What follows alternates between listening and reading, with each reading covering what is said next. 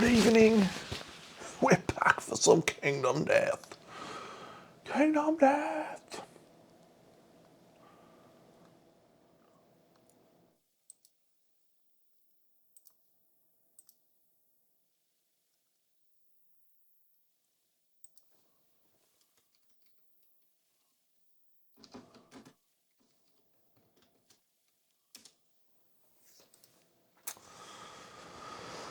Welcome back.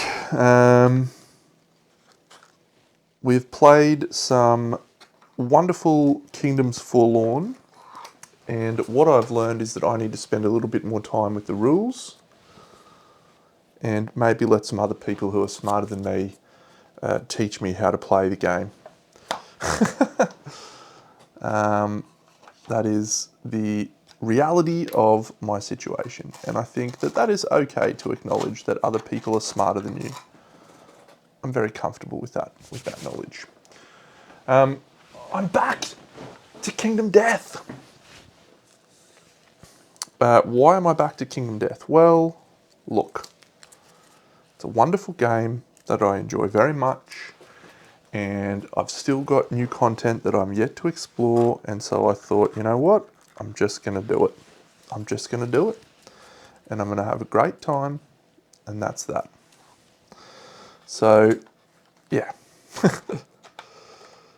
I have a seed pattern deck. I shouldn't need those, so I might put my seed pattern deck in this box. I have a pattern deck, and I'm about to build my character cards. This is campaign 10 that I have broadcast live on the internet. I don't know what the twist guys are at, but I've got to be close to catching them. So,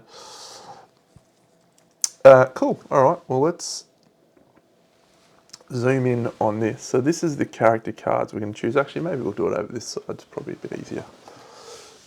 Makes a bit more sense.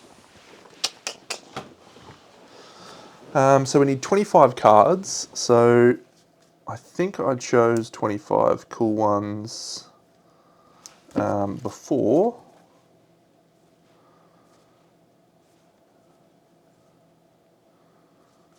Yeah, so we just need to decide which one of these things we want to do. Legendary ability, their impairments, ability. Cool. So one.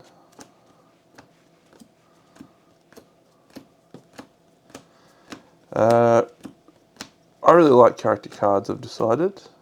I don't like them so much that I'm willing to pay $35 for one, like in the Loon box, but I do. So we need 4 of them. This is a new one, so I'm definitely going to use that. That's a punishing one, so I'm probably not going to use that. That one's okay. That's Marrow Hunger, that's great. Yeah, Scarabost, you're absolutely spot on. You are absolutely spot on. That is an awful one. Yeah, let's actually go the Unfettered. That one I used in a campaign recently. It was quite good. No, look, I decided to come back to it because I haven't stopped thinking about it for the last, whatever it's been, 2 weeks.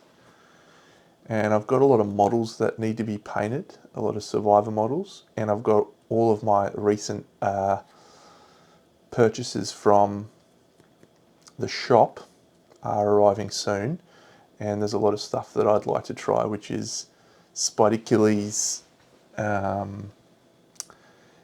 Indomitable Resources, some more Phoenix Indomitable Resources, some new seed patterns, etc. So that's where we're at. We're just going to try it. So there's me 4 impairments. I loved the watch. That's +1 to all hit locations. Perfect hits. I'm less excited about that. Clever's great.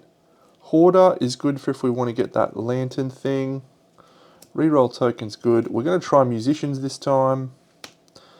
The Gather ability is really powerful with the... there's a new item that requires you to have a Canthus. I'm going to take that because I think that's good. +1 accuracy and +1 strength with swords. Mighty, Brightside, Disorder slots. Natural Healer's great. The Queen's great. The Parent's great. Crabby definitely. The Tough, yes. The Magma, yes. The Versatile, yes. We won't do that one. Actually, that one's pretty good. So what do I just find one more from these? The Berserker. When you suffer frenzy, no. The Shadow, minus movement, no.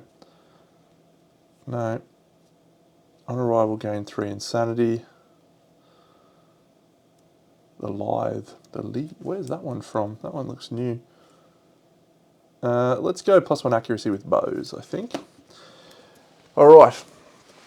Scaraboss. These cards are called character cards. So the initial thing of these came out in the Gambler's Chest. And they're an innovation that you get through the Inner Lantern tree. And it looks like this. When I find it. Bloomery. There it is. So it's basically a, when your little babies are born, it's actually specifically when they're named, by the way, so you can dodgy that up and wait for everyone to get named before you give them. They draw a character card, and it's just a little extra ability that they have. It's actually really awesome. I love it. To gain access to these character cards, however, this is an important one. By the rules of the Gambler's Chest, you actually have to have defeated the God Hand to be able to use character.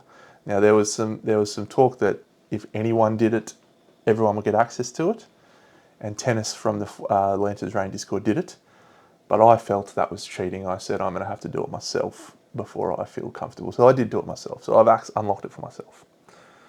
And so basically all they are, you build a deck and you draw from the deck when you have a baby, and that baby gains that ability. So it is a slight uptick in power, but because it's an innovation, you have to actually access it before you can do it. In the deck, you have 4 negative cards. You have 20 normal cards, and then you can have one of these cards, which are called legendary character abilities. So the one we used in the last campaign was the Saviour, and it was actually just like the most incredible timing because it allowed us to make Durandal, which was great. However, we're not going to use the Saviour. We're not going to do that one. That one's bad. That one's pretty good. But I think it's one of these 3. This gains us access to pattern cards, which I've never used. This one is You Are a Saviour, gain a permanent red and blue affinity, +1 speed, and these abilities, Alter Water and Life Exchange. So that's from Morgan the Saviour. I've never used that one. I have used this one and it broke the game. So we shan't be using that one. So it's one of these 2. I'd really like to use this one, but I feel like unless you draw it early, those cards are just unders. I've never used that one. +1 speed.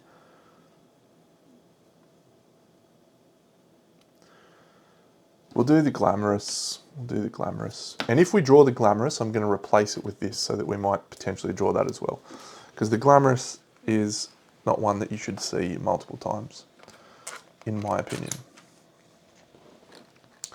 Okay, so I've done my seed patterns, I've done my patterns. So let's talk about the campaign that I've selected. So we're going to break the rules fractionally, but in a good way, I hope. I hope. So rule number 1 that we're breaking. The campaign we're going to play is the people of the Dreamkeeper. So the people of the Dreamkeeper is supposed to be for Ark survivors only. I'm going to play it without Ark survivors. So this actually is a big challenge. We may struggle with that fact. Ark survivors are superpowered. We are not going to be superpowered. Our settlement, we need to come up with a cool name for, but we haven't done that yet. So we've got a Crimson Crocodile as our quarries, the expansions that we are using. So we're not going to play the Black Knight in this campaign. I've loved the Black Knight. I think I'm just going to give it a miss. We're going to play the Phoenix as our node 3, again, because there's some new Phoenix Indomitable cards I'd like to get. Dung Beetle Knight is going to be my node 4. I love the Dung Beetle Knight, it's great. The Crocodile is going to be my, we're not going to get Lonely Tree, I've changed my mind on that. And the Spider is our node 2. However, we're also going to include Smog Singers. So we're going to do 2 node 2 monsters, Smog Singers and Spidicules. And the Crimson Croc, our Nemesis monsters will obviously be the Red Witches and the Pariah, and the Hand, who is a requirement for the people of the Dreamkeeper. We're not doing Ark Survivors, but we are going to do Scouts, Seed Patterns, Wanderers characters, and we're probably going to do Candy and Cola. But we could also do Drifter, but Candy and Cola comes in pretty early, and I thought that might be fun to see her soon. So we'll confirm selection, and then the last thing I think we need to do is our strain milestones. So yeah, let's get them out right now.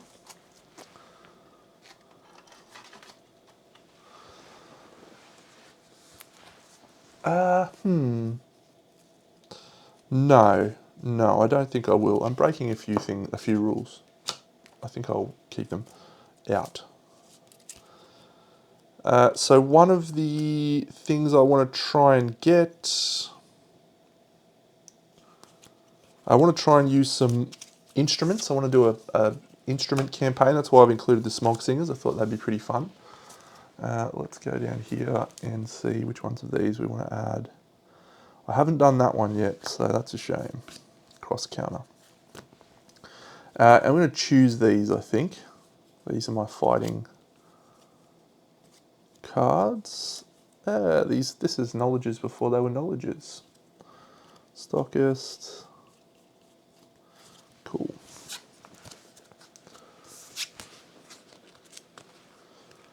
Yeah, this could go over here. All right. So these are ones that I'm trying to unlock. These are the ones we need to decide between. Let's look at them in a proper thing. All right, so Stockist allows you to just do basically a massive shot, one single massive shot. It's interesting. Yeah, you get range and strength equal to the number of resources in the settlement storage. If you have like 50 resources, it's just like, great, single wound, pretty good. Giant's Blood,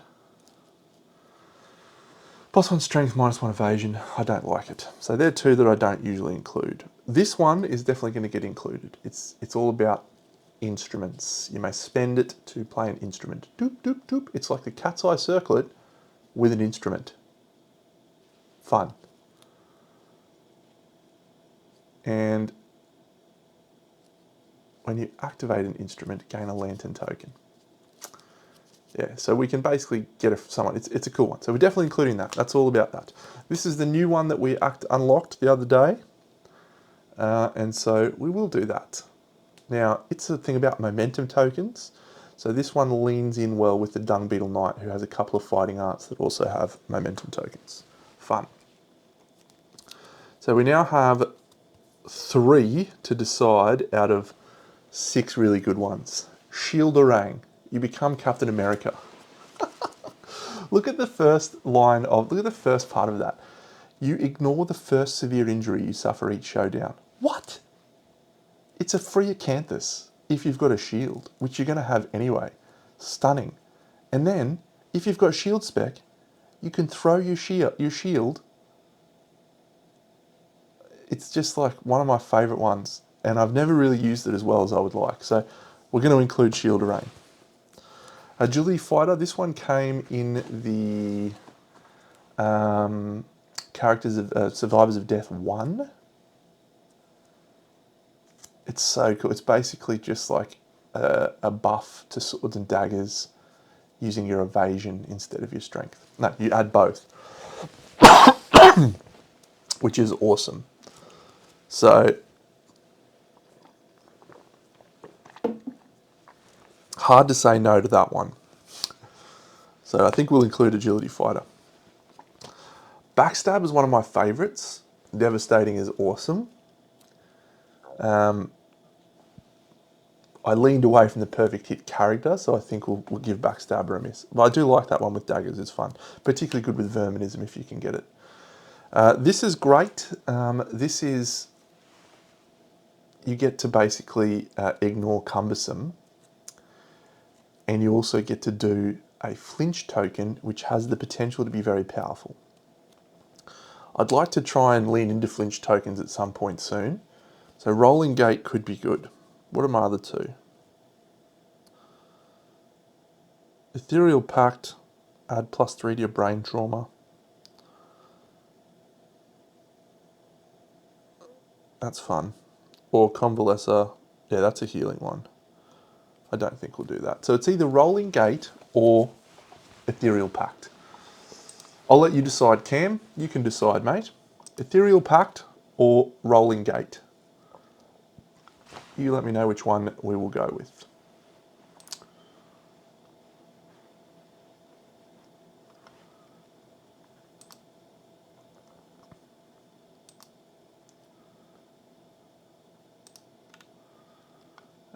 Shielderang. Yes. Rolling Gate. You got it.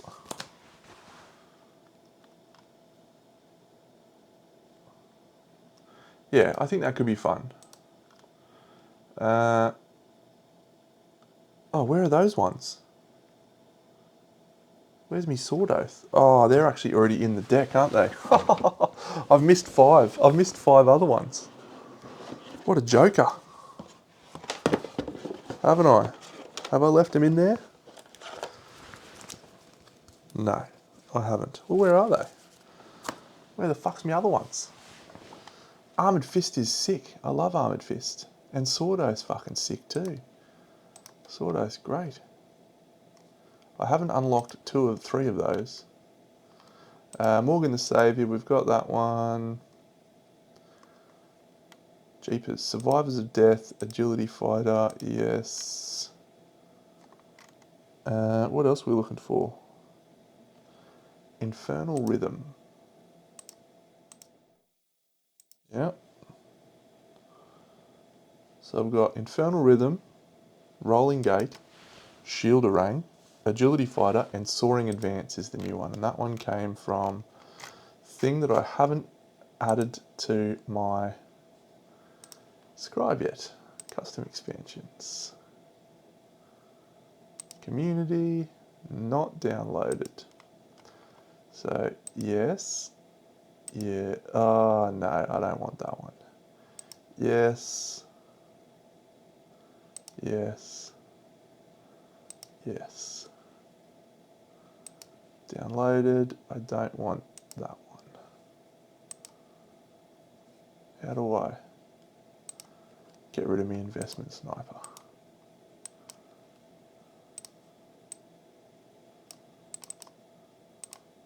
My expansions.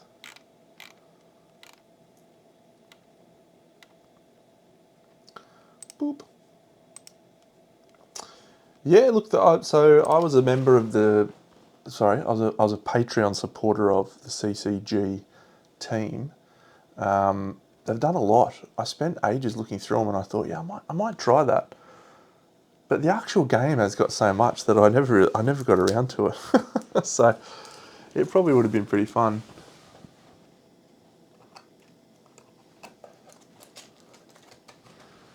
Yeah, so the game's just got so much. It is what it is. Alright, so that's me fighting art deck, not quite finished.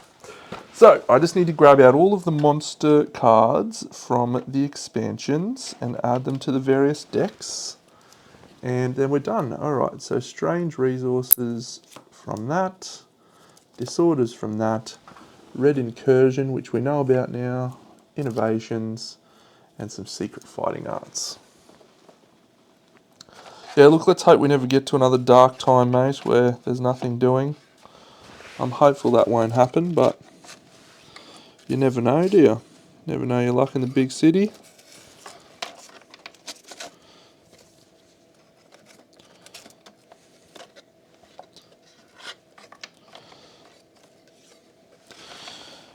I think I think the next little while is probably pretty important for us. I think Campaigns of Death, we need that to come out. That's me being a little bit selfish there. I really want it to come out because I'm so excited for it, and it'll just revitalise the game in so many ways. But yeah, it probably doesn't need to come out. It's not like where we're at with the Gambler's Chest when it was, if it doesn't come out soon, we're all gonna move away and the game's gonna disappear. Little Crimson Crocky Indomitable resources, we won't need them for a while. Fighting Arts, very good. Bit of terrain to go on me terrain deck, me blood pool, we need that for the start. Some strange resources and a couple of disorders from the Croc. Yeah, there's a lot of expansions that I'm excited for, right? Like the Abyssal Woods is going to be absolutely glorious. Yeah, but I think COD is just going to be, it's going to do the same as what Gambler's Chest did to the game, which is just elevate it more and more and more. Yes, this goes down here. Alright, so that's me Crocodile done. So now my Dung Beetle Knight. So yeah, let's talk about what's the hand doing here. Have I mixed up me cards? I have mixed up me cards.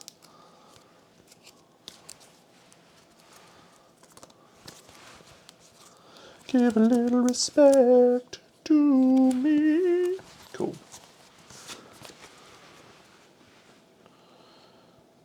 Anyway.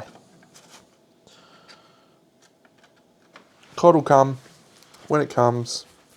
There's definitely been no person that I have spoken to that's like, I don't really like the Gambler's Chest. It sucks. It's just been a smashing success in every way. So if they just stick to that plan, can't go wrong. Innovations, strange resources, a little dung ball for us to kick around, nice. Some weird disorders, and propulsion drive. So this is the one I was talking about that's going to sync up with that other one. We gain momentum status card. If you attack and you have 5 momentum tokens, remove them and gain that amount of luck and strength. So we can sync up the other Fighting Art one with that Fighting Art one, which could be fun. Could be fun. Maybe. Okay, so that's me DBK. Smoggos. I feel bad including the Smogs. They're just such a pushover. But I love them because the gear that they bring is so interesting. They're such an interesting collection of little guys. They've got great gear. Vibration damage. That's a nightmare. Yeah. So we're gonna play with the Smoggos and hope that we don't break the game. How did the DBK get so overtuned? I'm interested.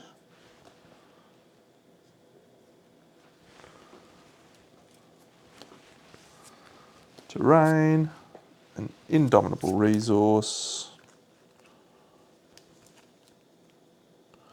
Oh, this is a new one. Look at the little face, the little thumping timpani, Leatherface.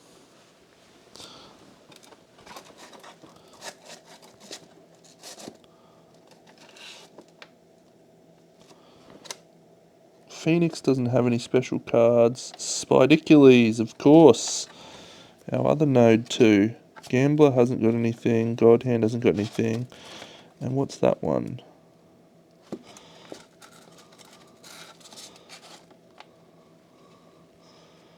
Pariah. We do need to include Pariah's cards.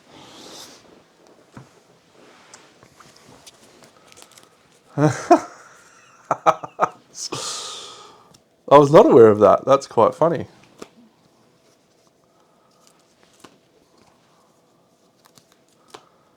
I mean, I get it. I get it. It's a challenging game at times.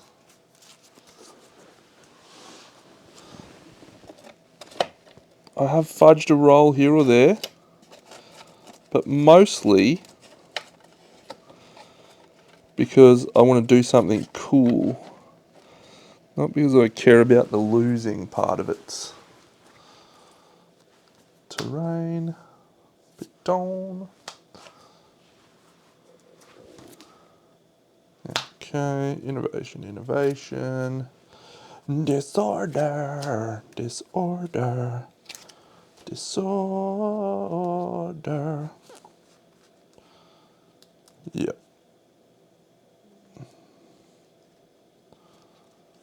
Cool. All right, I reckon we are good to go. That's Pariah. What are you, Spidicules?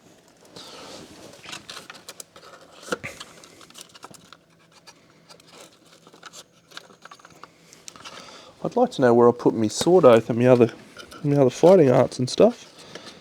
C'est la vie.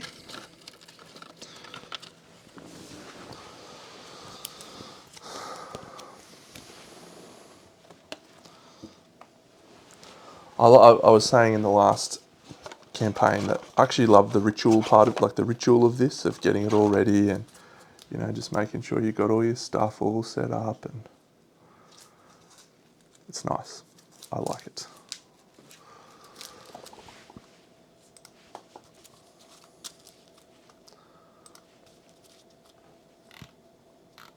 Yeah.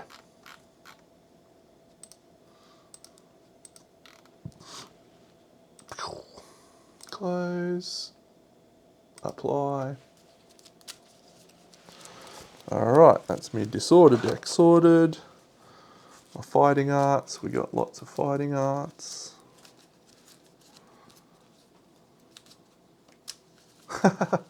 How is your campaign going? You just fought Witches level 2, didn't you?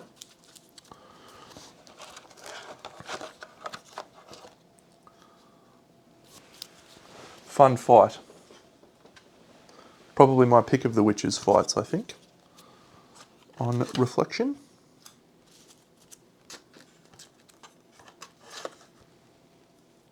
Terrain.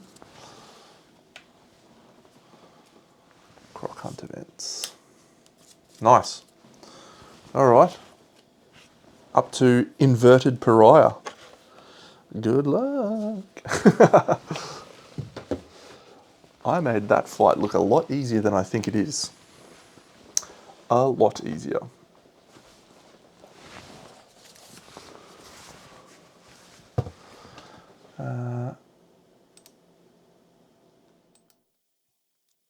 Oh, Marrowism.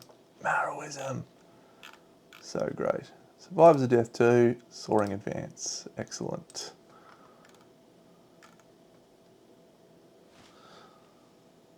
All right. We build a character deck once you gain the character thing. We're going to gain language in the first story. We are doing a Crimson Croc prologue, but we need to go and read Game Over, man. Game over.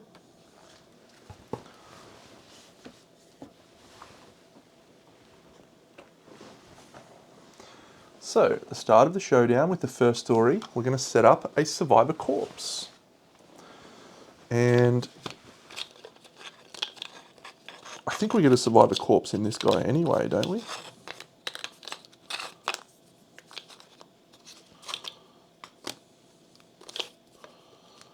Get a blood pool.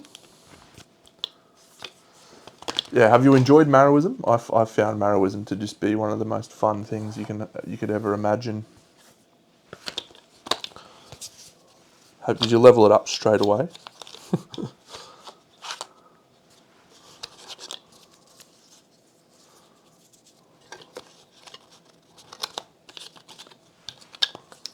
There's a survivor corpse. Okay, so we need to add a skull and increase the survival limit by 3. So we'll go to gear, 1 skull. Done.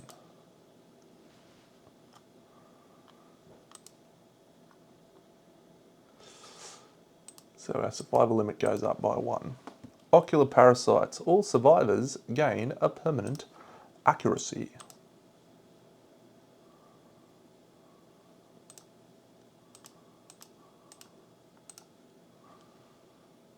However, the first story Crimson Crocodile gains a +1 damage and a -1 movement. That will be fun. +1 damage, -1 movement.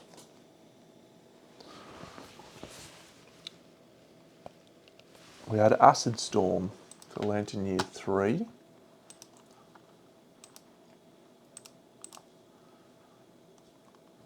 Lantern Year 7.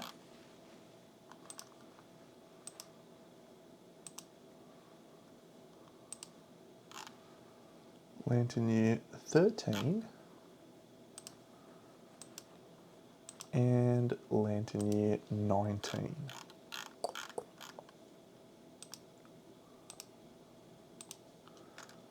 Done.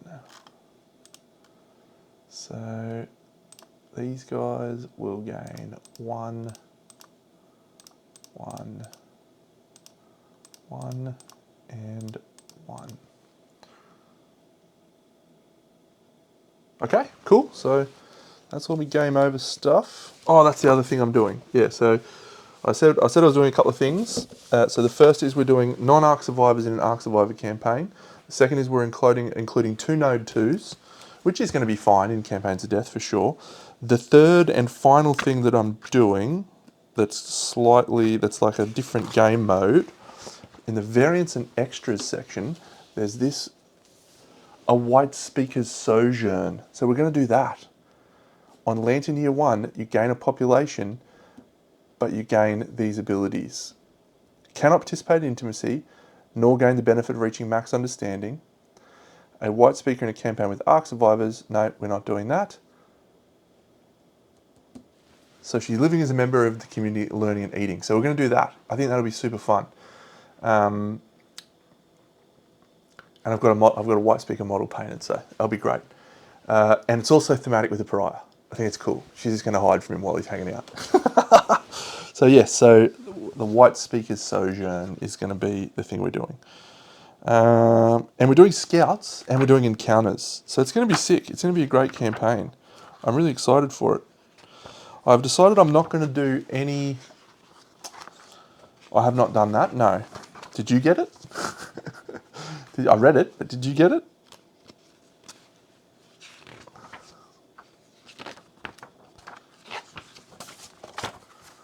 Oh, nice. Did you pick that card though? Did you pick that thing? I'm trying to not spoil anything for people that may not have seen it.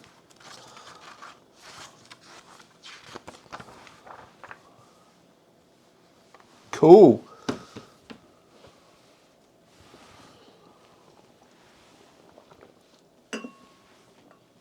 All right.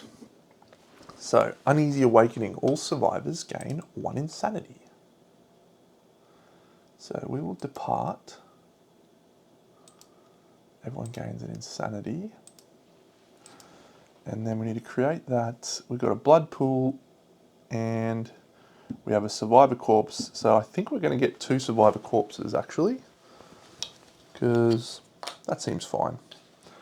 No random terrain, 5 spaces away, perfect.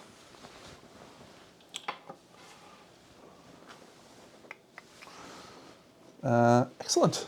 Gosh, it feels good, man.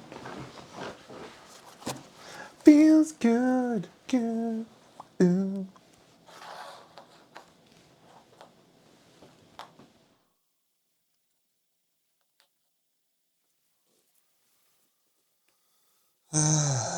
Alright, so the first card we need is 21,000. Do we have Mocking Bite? Yes. 21,000, yes.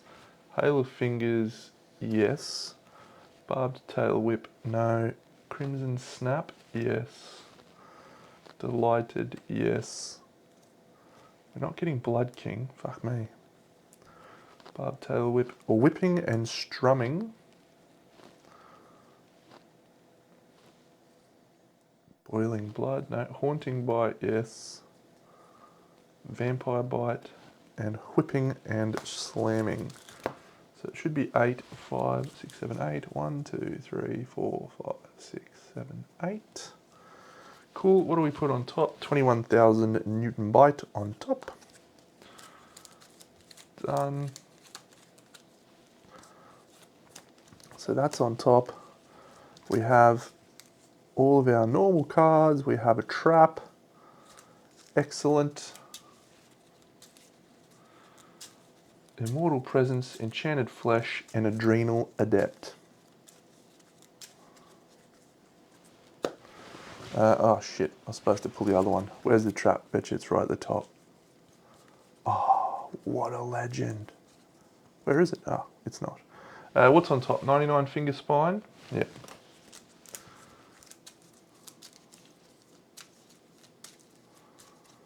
Alrighty. So Enchanted Flesh we know is that deck. Adrenal Adept is the little baby one. Immortal Presence is if you have 0 insanity, you gain Terrified. And that's it. He should have an Adrenal Adept card somewhere. There he is. Some Terrified Survivor statuses, some death counts in case we need them. And we're good to go. We've got the Blood Pool terrain card out. We'll grab a Survivor Corpse terrain card out. We've got 2 of them on the board.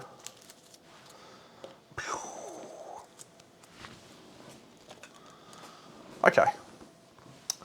So these are at least 6 spaces from all other terrain. There. 1, 2, 3, 4, 5, 6. Great. Let's read the story. I love the story. Let's read the story. But this is an Ark Survivor story, so it's not actually that great for us. But we're going to do it anyway. The Dreamkeeper campaign. Once upon a time, in a place of carved stone faces, a monster ate a tremendous meal. Its belly was so full that it could not move, so it slumbered. When the monster had digested, it awoke. It raised its curious head into the wind and smelled the despair of people staring somewhere in the unbroken darkness. The monster licked its blood-caked snout and set off to investigate. The monster walked unhurried through the darkness, following the scent. It grew hungrier and hungrier as the scent got stronger. Its powerful heart pounded with joy as it came upon a great chest.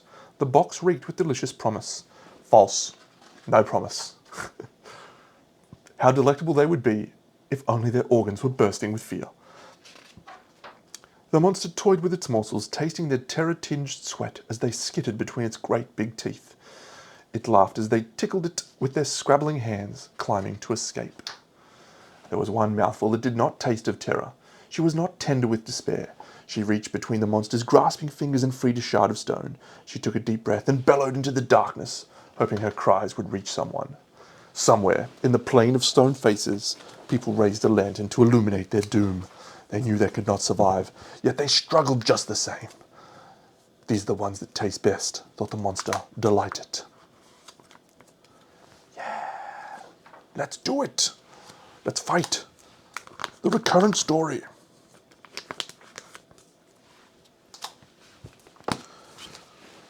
Okay, let's go. So we had a really bad time of the prologue last time we played. Really bad time.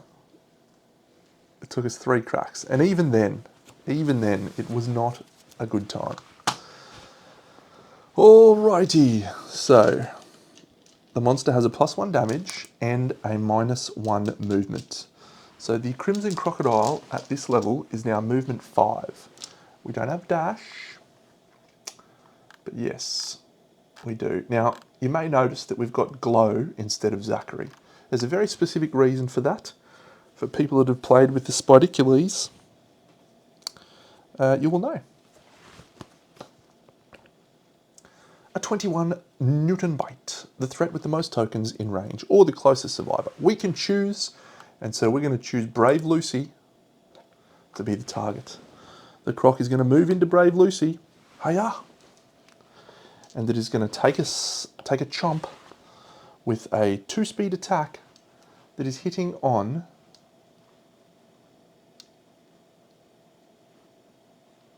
um, 3+. She has no evasion. So 2 and a 3+. That is a 1 and a 9. Where does the hit go? If it's on the waist, we may accept it. It is on the waist. This is a tough call. So this attack is 2 damage. Yeah, no, we'll take it. We'll take it on the waist. It's not 3 damage. I was thinking it was 3. 2 damage. Great start. Excellent start, Luce. Wonderful stuff. Okay, so that card's done. So this is an impervious hit location, so we know that is the case. Persistent injury, exposed back. Alright, so we probably do critical wound this, or attempt to critical wound this, I mean. We need to find the sparkling upper back. Okay. You gain a founding stone and 1 survival.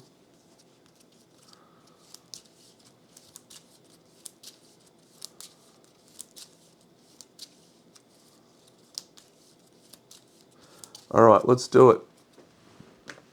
Let's do Lucy first of all. So Lucy is going to fling her founding stone. So I need to mark my survivors, don't I? Yes. Red, blue, white, and black. Alright, so Lucy's in red. So Lucy's going to flip her stone. Bang.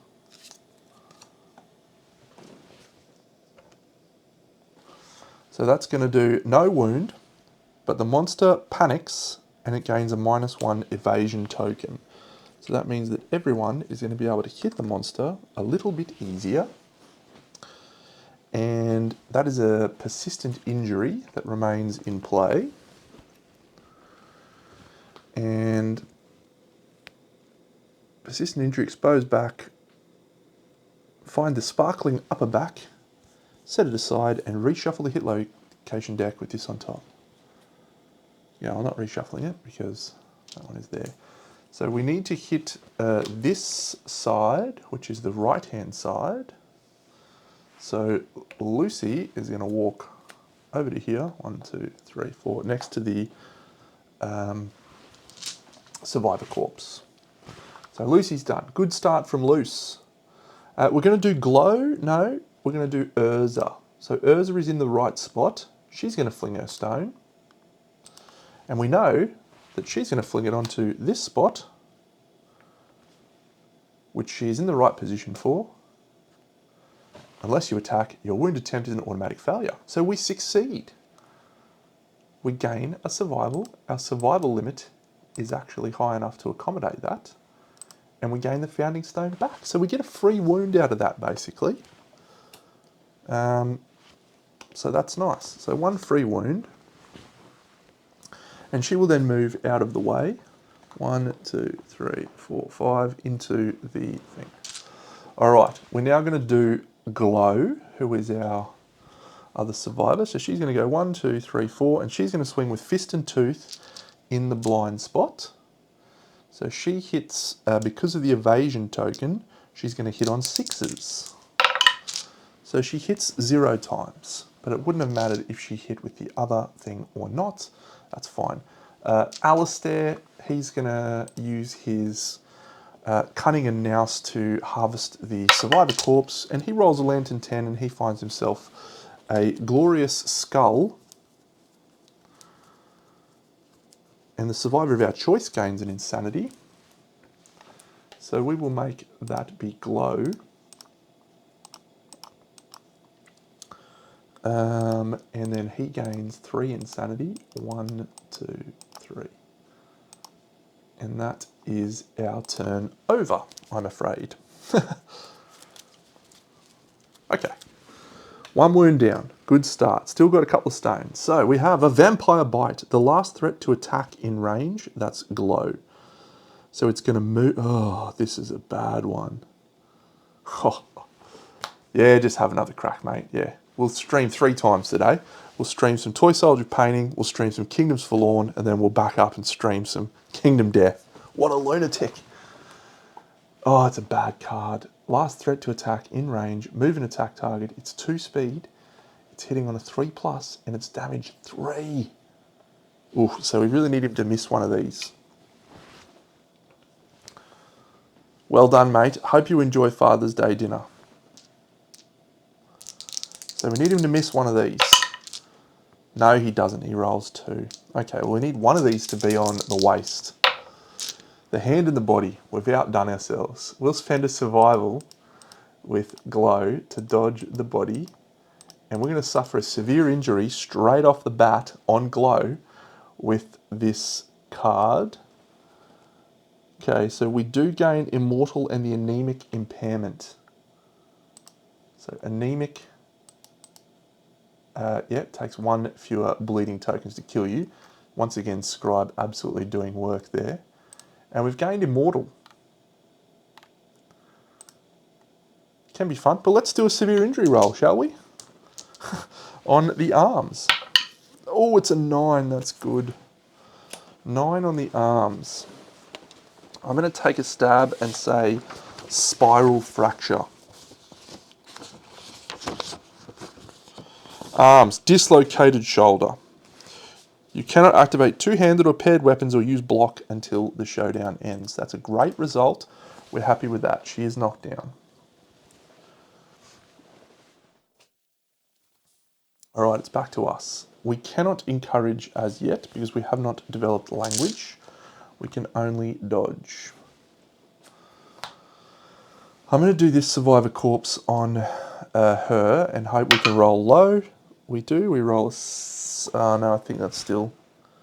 Yeah, no, it's just gained 3 insanity and a skull, but we've already got a skull. So Lucy, 1, 2, 3. So that's a shame. She's done.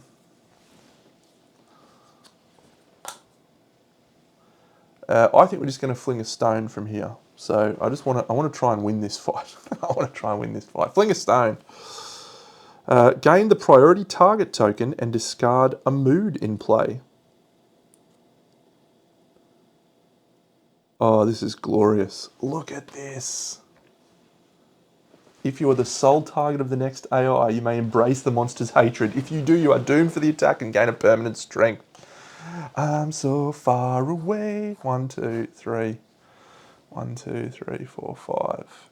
Yep, I'm just going to dance and laugh at him. We've just gained +1 permanent strength on Alistair. Is that not the best thing ever?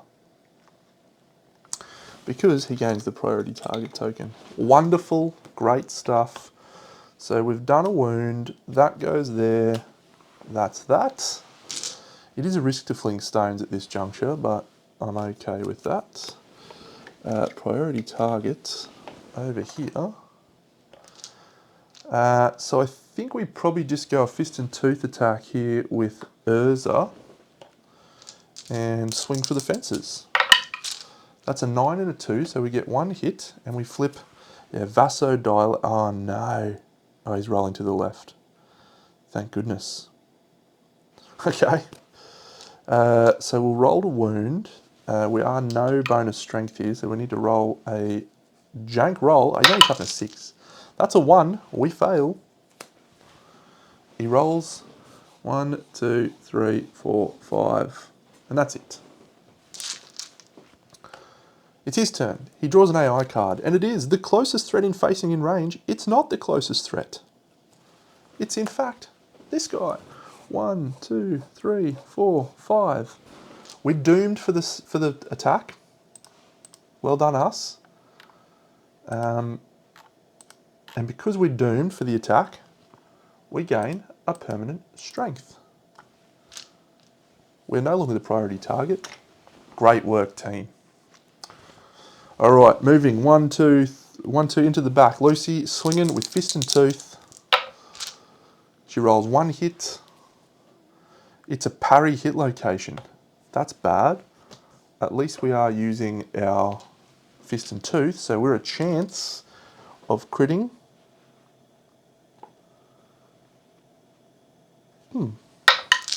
It's a 2, so we do not crit. It's a fail. We are disarmed and extremely impressed. Ignore refusing fist and tooth. Wonderful. We gain a survival and an insanity. Oh, that is great for Lucy. She's got her dodge back. She didn't actually dodge. Okay, Lucy's done. Glow stands up, so we're just going to go, we'll actually do glow, 1, 2, into the front. Yeah, she'll swing with fist and tooth, I think. That's a 9 and a 4, so the 9 is, vasodilated. Again, moving to the right, so we're fine there. Come on. It's another 1, we fail again. Oh no. 1, 2, 3. So we can't get into position, so we're just going to go 1, 2, 3, and hope with fist and tooth here, Urza doesn't pop herself. She rolls 2 perfect hits. 2, going left and right. Okay, so we've got to do a wound on one of these. So we'll obviously do the one that's rolling to the right first. And see if we can wound that one. We do. Come on. So we add a vasodilated card to the top. So that goes on top there. And that is to the right. And this one we need a 6 as well. Let's use the lucky blue dice. The lucky blue dice comes up, trumps. Another wound. And we have 1 on the left and 1 on the right. That is awful. Zachary, 1, 2, sorry, Alistair, 3, 4, 5. He's in position. That's our turn. So we're going to flip the last remaining AI card in his deck. And it is Crimson Snap, the threat with the least insanity in range. So Urza is 1, Glow is 2, Lucy is 5. So it is Urza. So the Croc turns to face Urza. If you are terrified, you are dead. We are not terrified. We also do not have a cracked molar. So that's fine. So yeah, it's 2 speed, hitting on a 3+. We'd really like for Urza to be able to dodge one of these and the other one miss. Come on, Urza. Yes, it's a 2 and a 5. So we'll dodge and we suffer no damage from that attack. This is going well. Come on, Dano. Come on. All right. So if we look here, the position we need to be in is this on the left. So Lucy is in position for that. So we're going to do that with 1, 2, Lucy for fist and tooth. Come on, Luce. Come on, Luce. She rolls 1 hit. That's perfect. Oh, wrong one. Unless you attack the highlighted spot, your wound attempt is an automatic failure. We've done that. Gain +3 strength to wound this location. Critical Luce. Come on, Luce. Oh, she criticals. Gain a blood diamond here.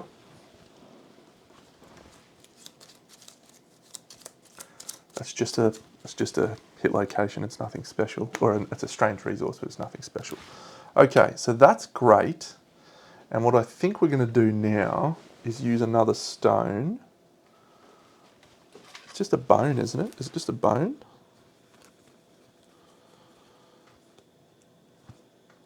No, it's an organ. When you gain this, gain the phobophobia disorder. Yeah, Lucy's an absolute animal. Phobophobia. What does that do? So if you get knocked back? Oh, you fear. Not a bad outcome. All right, so I think the next person to go is going to be Chloe.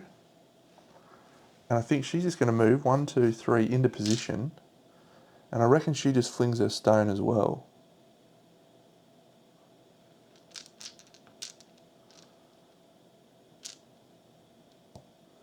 Yep, we'll fling a stone. We know that there's pretty much a critical on all of these. Oh, this is a bad one. It's a good one to critical, but Utah wants to heal 1. Don't roll a 1 down. Oh, it's a 4. That's good. If I roll it in there, it's an 8. That's fine. Okay, you could have rolled a 10 and straight up killed him. Gain a random monster resource. The Sparkling Heart. All right, we get ourselves a veined glass. We're going to try for the scythe in this campaign. I've never got the scythe, so I'm going to try for that. It's hard. Okay, I've got 1 stone left, and it is on Urza, who is in front. Done and done. Did I do the wound? No, I did not. So yeah, I think Lucy's is going to attack with Fist and Tooth in the front.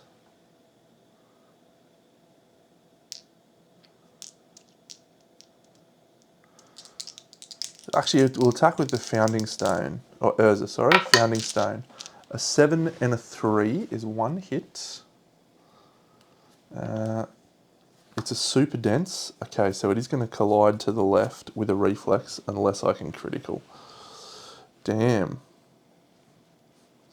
So unless we can roll a natty 10. I've been forgetting my evasion bonus. We roll a 7, so we don't critical, but we do wound. And then he's going to roll to the left. Lucy is going to suffer 2 damage to the body. So Lucy's knocked down. Boom, and he rolls 1, 2, 3, 4, 5. He's over there. Lucy's knocked down. She's there. He's got 2 wounds left. We're just going to go 1, 2, 3, 4, 5 with him. And we hope it's not a bad AI card that's left. It's going well so far, Deno. 21,000 Newton Bite. Closest threat with most tokens in range. Nobody's got any tokens. So unfortunately, that means Lucy is going to be our target. So he's going to move to here. He's going to attack Lucy. It's 2 speed. Hits on a 3+. He rolls a 5 and a 5. That's 2 hits. The hit locations are the waist and the waist. Damn, Lucy's taking a severe injury. We'll dodge one of those. Lucy's severe injury to the waist. She rolls a 4. She's not dead, but I think that's a warped pelvis. Waist. No, it's an intestinal prolapse. That's awful. Lucy's been retired very early. That's a bad one. You can't do anything about that. You can no longer equip any gear on the waist. It is too painful to wear. Poor Luce. Still, well told, well told. Okay.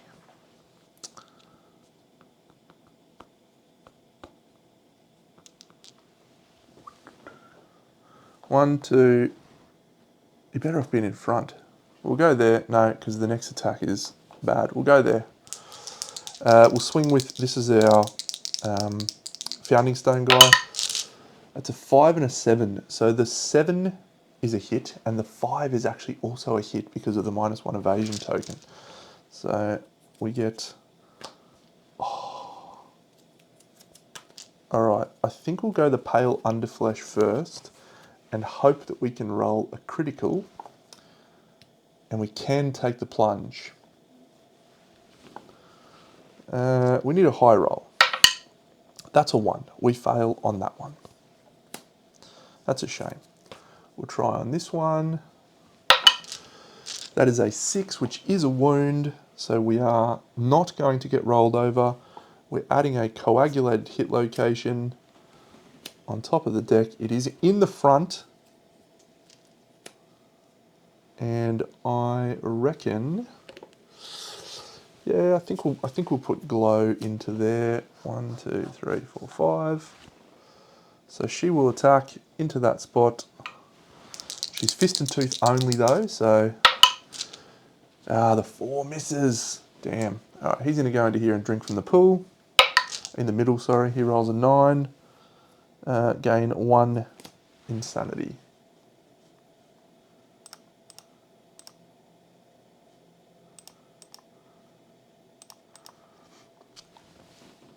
All right, so it's the basic action. I think that's, you gain terrified, don't you, from the basic action? I can't remember. Yeah, no, if you're terrified, you're dead. 3 damage a chomp. Terrified threat in range, no, closest survivor, so we will go Urza. Because Glow's already suffered enough. She suffered enough, leave Glow alone. So, yeah, we'll turn to Urza. We'll swing 2 speed. Actually, Lucy's the one we should target because she's got an intestinal prolapse. So we'll target Lucy. We dodge with Lucy. And she suffers no damage. Alright, Lucy stands up. Lucy will swing. Let's see if she can get some revenge on this monster for crushing her pelvis. She rolls a hit. It's a perfect. That's not a hit. It's an 8, which is a hit, and we know. So it's fist and tooth because she's only got fist and tooth. Failure. Oh, this is the bad one. Suffer the frenzy brain trauma. So we need a 9. We need a 6+ or a 9. Oh, Lucy could be frenzied. All right, we'll trust in the green dice for this roll. 9+ will get her permanent strength, which she doesn't really need, and an Eye of an Immortal. It's a 7. It's a wound, but it's not a fail. It's not a critical. So, hey, that went well. That went exceptionally well. 4 monster resources, 1 hunt XP, and 4 Crimson Crocodile resources. Are we supposed to do Devour the White Lion in this one? Maybe we are supposed to do that. Yeah.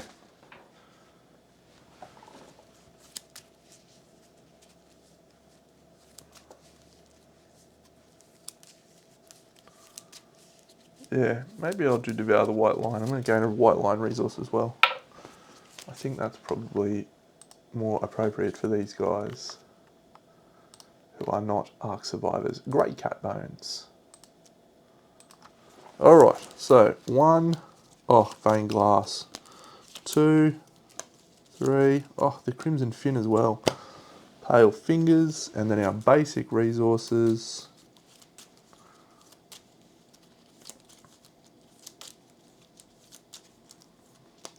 Monster Bone, Monster Hide, Monster Hide, Monster Hide. I can feel a rawhide coming on. Okay, this is exciting stuff. Let's go to our timeline. Oh, let's actually advance the year. Complete showdown, advance the year, 4 endeavours.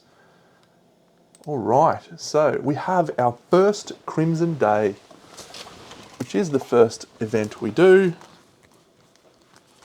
And I did leave it in here somewhere. Apparently I shuffled it in along with Sulking. You're not supposed to shuffle that one in, Dano.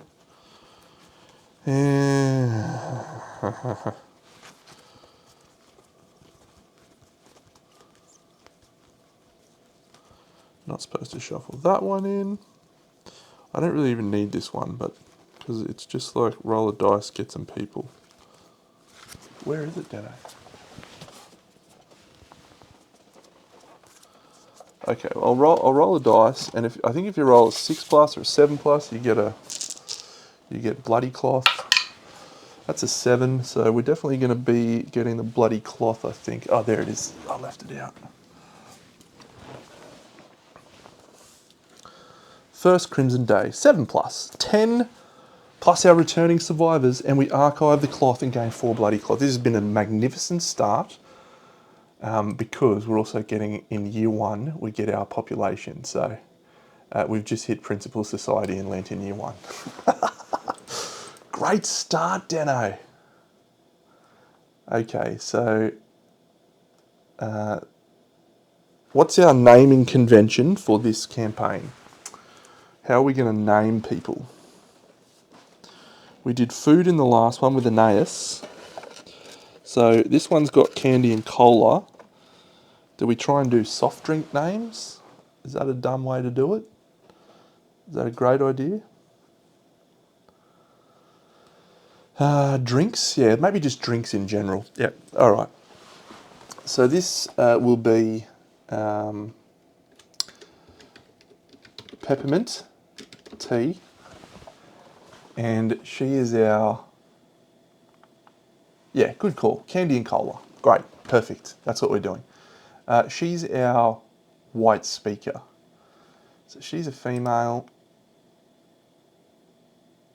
and we're going to white speaker in training. Done.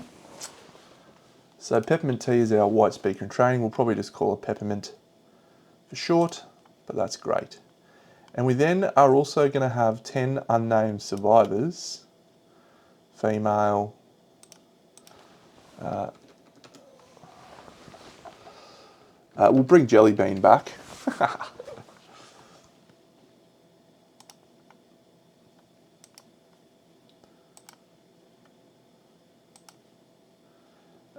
We'll do a male. Rufus, what a great name.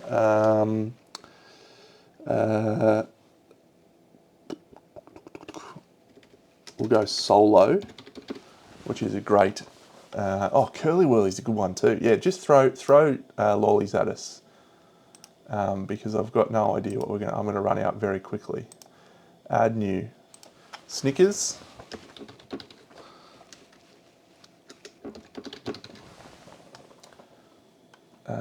Create. Curly Whirly, yeah, Red Bull. Red Bull is a good one. Red Bull. If we ever get into an opportunity where Red Bull can go for a fly, we'll be doing that for sure. Who else we got? Curly Whirly. That's a female name. Milky Way is a great one. Milky Way. Type properly, Deno. Freddo! Oh no, we don't have a frog dog. We can't go Freddo Frogs with no frog dog. How unthematic is that? Chomp. Chomp's a good one. Chomp.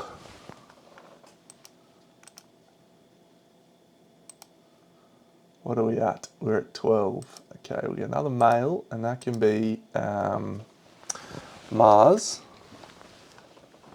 as in Mars Bar, not Mars, the god of war, Roman god of war.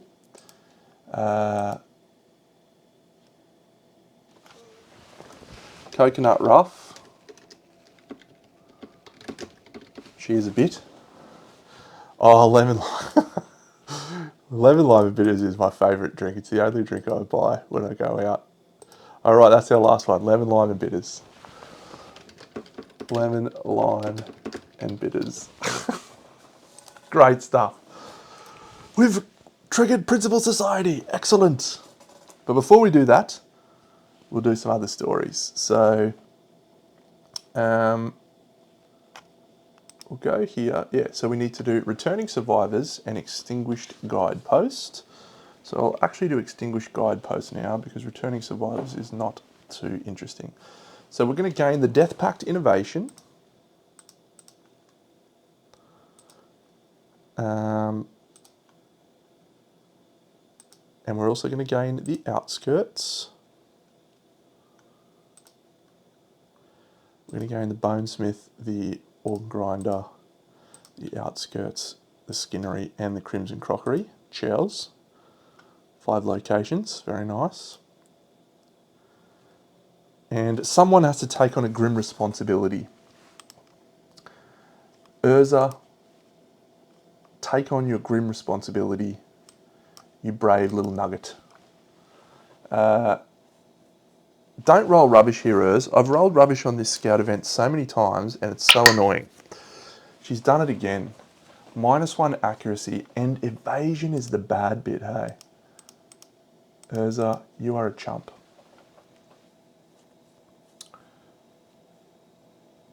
Yeah, if you get a 9 or a 10, you get a permanent strength, which is great, but that's not great to get not 9 or 10.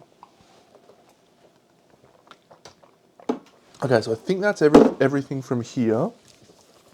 So yeah, now we just need returning survivors and... Oh, actually we're going to do returning survivors in this one because we're gaining the gamblers one.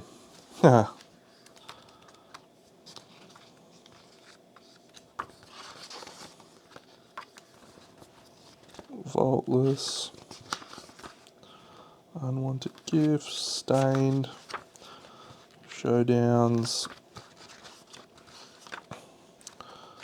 self-invited guest, missing statue. Where is returning survivors?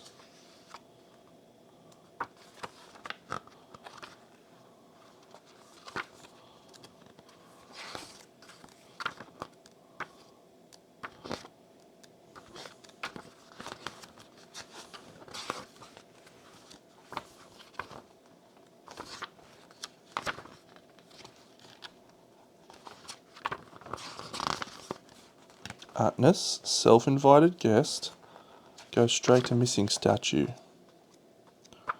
Is it called something else in this one? It is. It's called Dreamless Respite. So that's why I can't find it. But yeah, so we're going to gain Dreamless Language Innovation, and the settlement gains the Silent Dialect Innovation. I wonder if we're going to be able to select that on here. No. Okay. Silent Dialect, that's fine. I've got the innovation card, so we'll just remember that. All that does is it allows you to fist bump.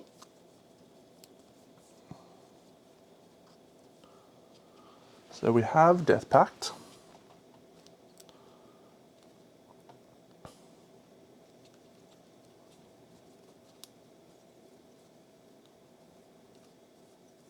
We have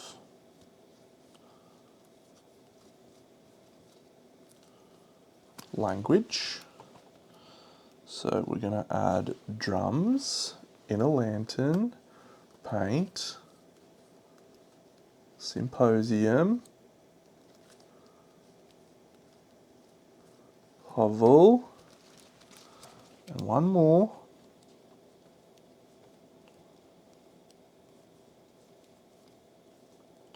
It was destiny. Once every 100,000 years, a song where the sun does shine and the moon does grow and the grass does grow. What one am I missing? I'm being stupid here or what?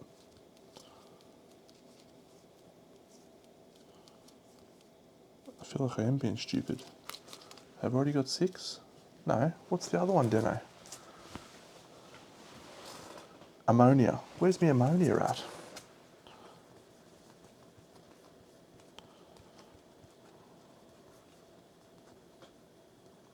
I bet you I've left it in the... There it is. Ammonia. Great. Alright, so that's me innovation deck built. We do need to find the gamblers. Oh, that'll actually be in his little thing, won't it? Nice. So I did need to get that out.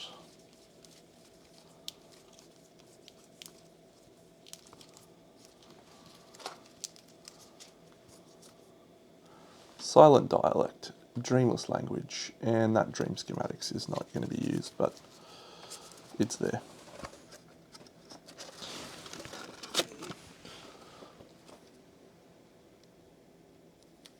And silent dialect. Perfect. So does silent dialect give you a survival limit? No, it's fist bump. Non-blind. Perfection.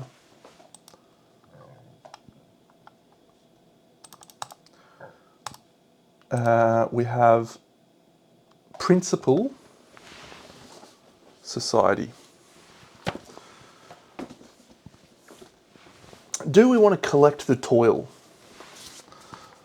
Do we want to collect the toil?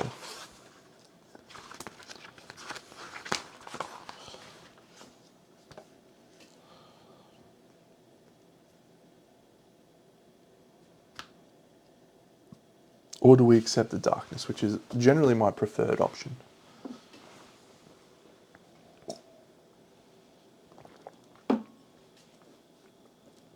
I don't like collective toil in general because it's protection from brain trauma. Any way that you can reduce people dying is a very big positive thing for me. Gain the quixotic disorder. Cannot remove quixotic. Nominate a female survivor. In addition, gain the leader and orator of death fighting arts. Yeah, look, I feel like accept darkness is just a straight better choice. However, collective toil does trigger our death principle right now. And we add Bone Witch, which is a negative event, but could be worthwhile triggering our death principle. Gain 1 for every 10 population. Are we taking graves or cannibalise? There's no value in cannibalise from a thing, so do we go collective toil and graves?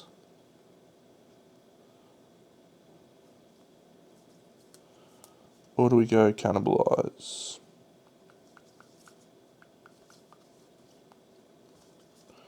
Cannibalise also has an increase on survival limit.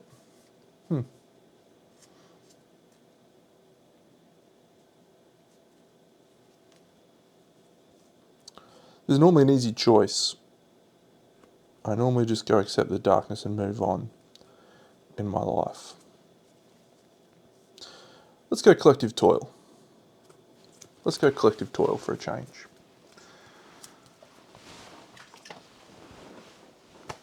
Why not?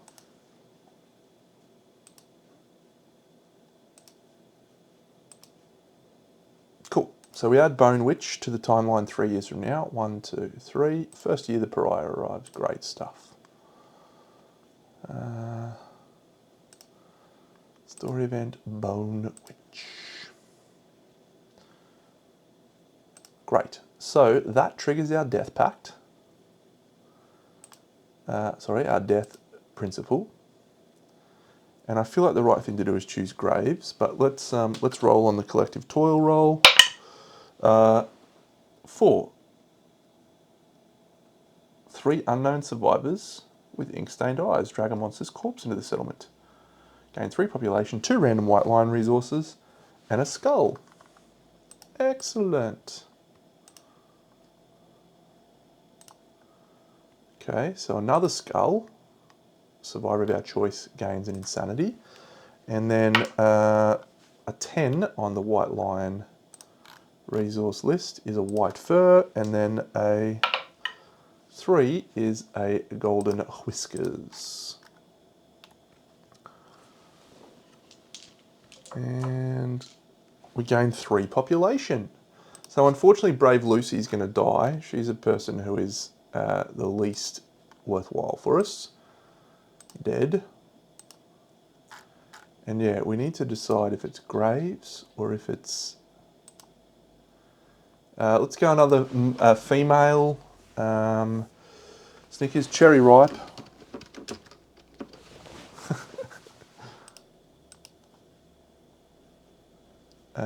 Great. Turkish Delight.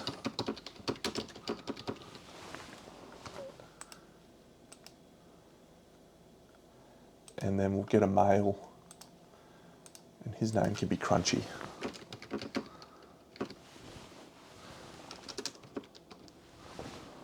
Great. Okay. Okay. Good stuff.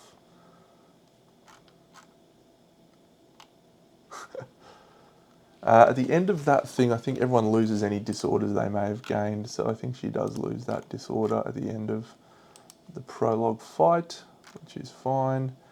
Urza is our scout. You suck, Urza. We do have 4 bloody cloths now.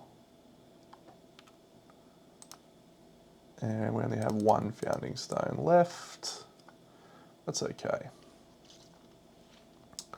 Yeah, so Principal Death.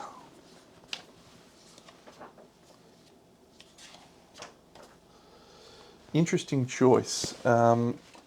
Graves is quite clearly better.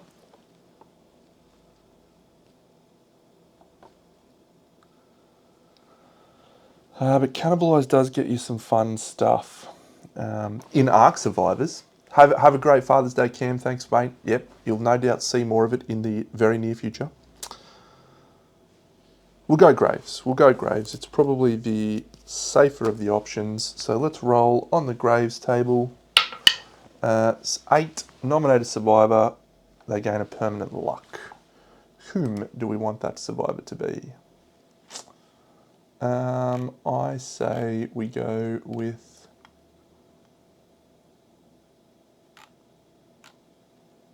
Let's bring Jellybean back out. She's got a permanent luck. Good on you, Jellybean, you legend. Cool.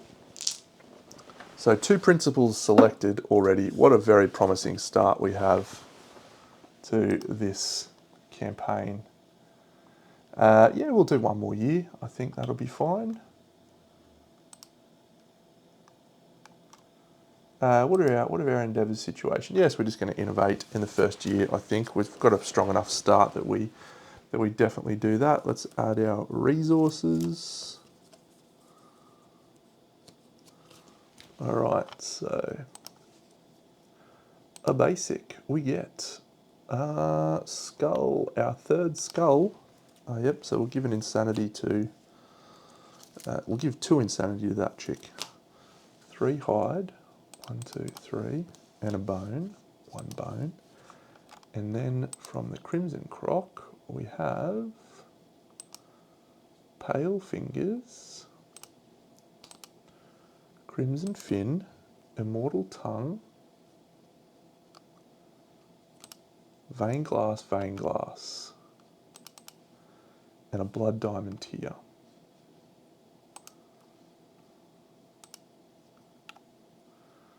Okay, so it's literally just a blood diamond. It's literally just an organ. So we're going to discard that organ and a hide and a bone to do our innovate. And we'll see what we get for our innovate. We will see. The best one would be Symposium. Drums is awful. Yeah, now see this. If I get Hovel here, it's just going to be bad. Symposium. Great. Great stuff. Progression. Symposium. Okay. We're in good shape. We're in great shape, in fact. Let's add our Symposium consequences.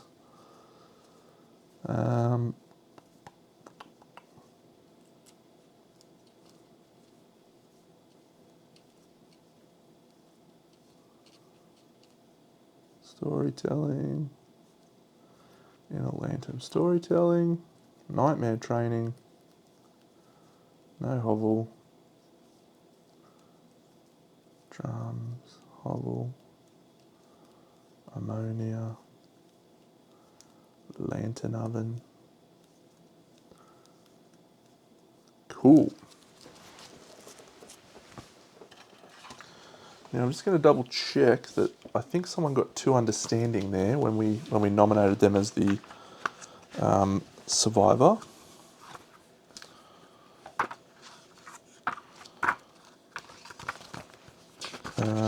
When we did Dreamless Respite, yes. So the nominated survivor gains 2 understanding. And then we add the Keeper of Dreams, and that person gets grounded and they remove any disorders. So we will give Coconut Rough 2 understanding and grounded.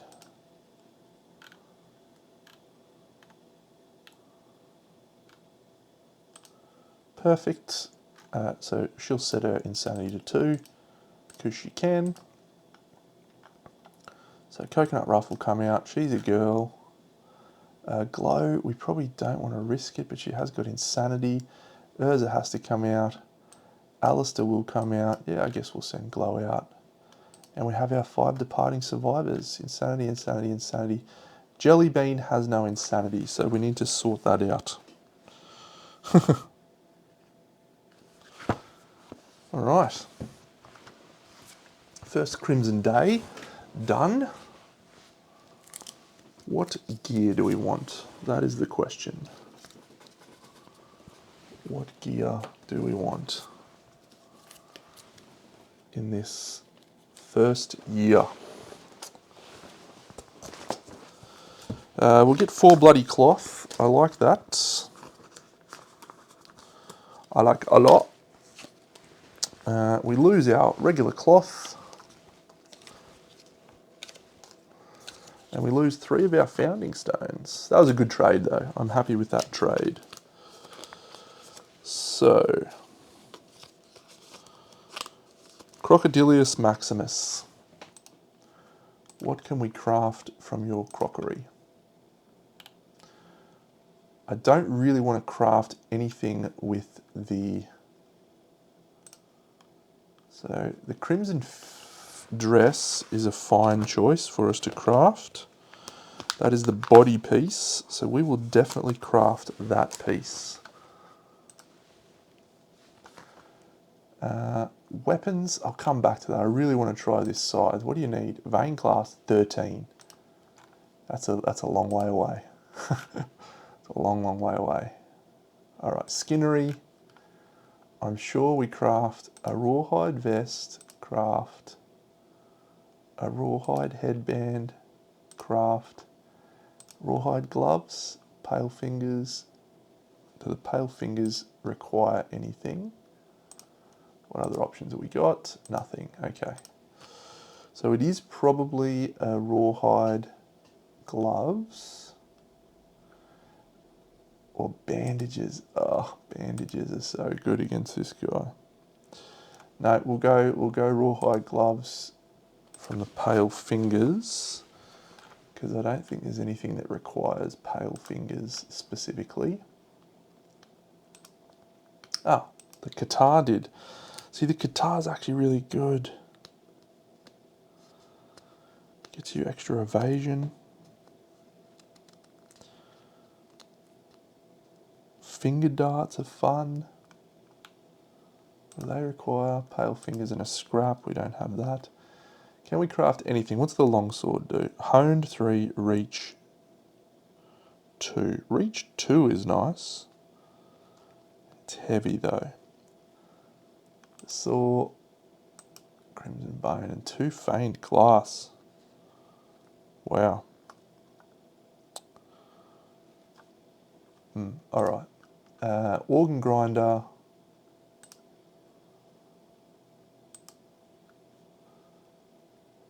We'll definitely craft a lucky charm. That's fine. We could craft 2 lucky charms. Do we want to craft 2 lucky charms? No. Do we want to craft a fecal salve? No.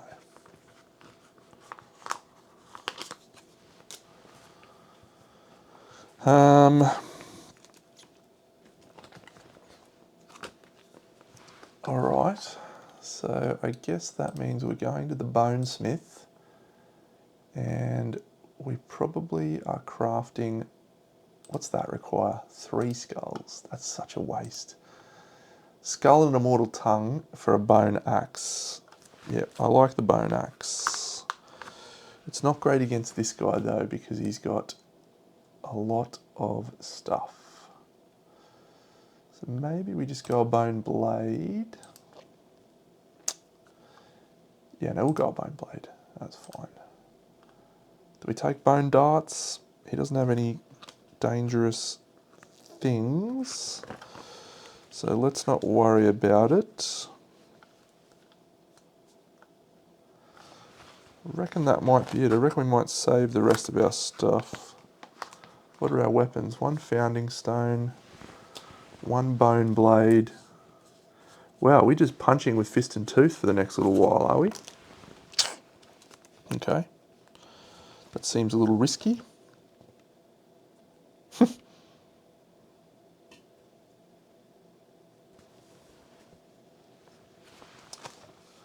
Little risky. Don't want to craft a club because we don't have an easy way to use it.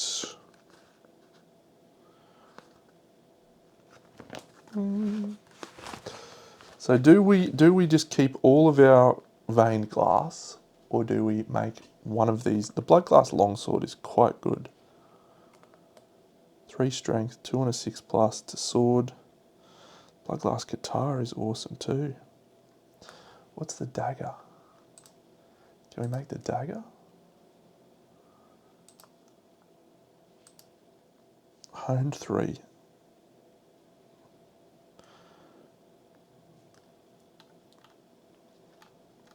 No, we're gonna abort mission on that. We're just gonna load up one more guy with maybe bone darts.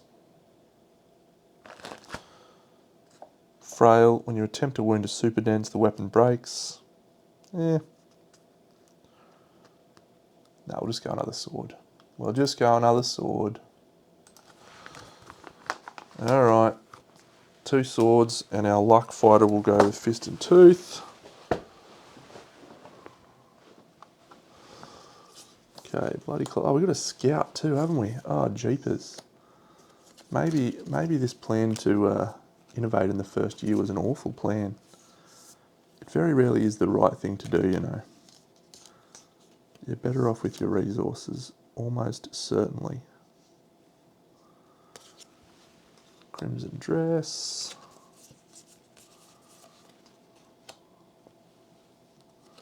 So the scout's got a bloody cloth. Bone blade, bone blade, bone blade. Okay, maybe we want one more blue thing.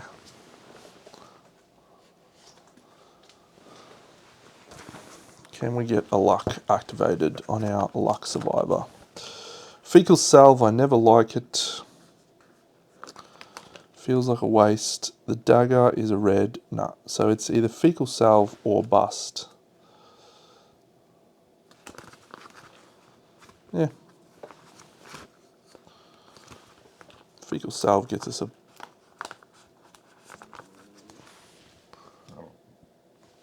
a survival, I suppose. Organ grinder, fecal salve, craft. Cool. All right, so we'll be hunting a level 1 Crimson Croc. Alistair is going to be rocking a bloody cloth, a crimson dress, and a bone blade. Well done, Alistair. He does not get any survival when he departs, but he does get an insanity. Coconut Rough, she can be green. Scout can be in red.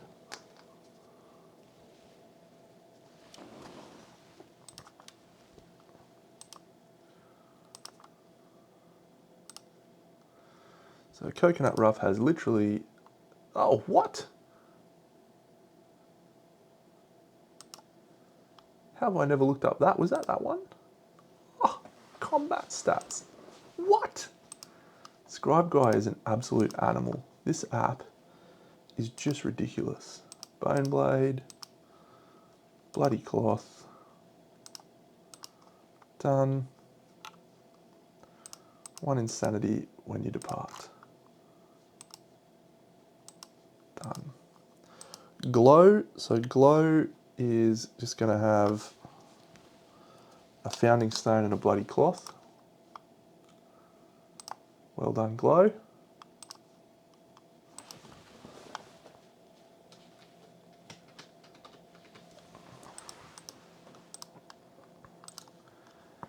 Jelly Bean, who is our survivor in red. She's got the full kit. She got 1 luck. So we're going to give her the Rawhide headband, the Rawhide vest, the Rawhide gloves, the luck charm, and the fecal salve to gain 1 evasion, 1 luck.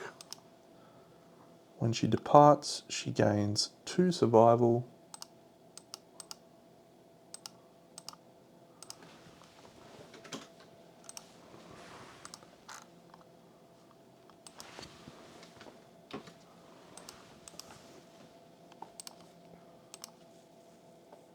Perfect. Oh. And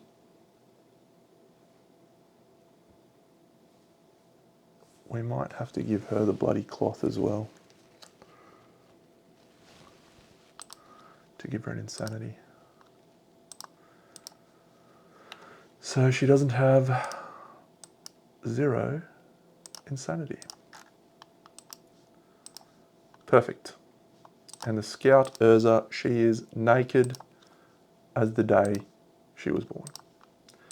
She's going to get around there and pick up some stuff for us.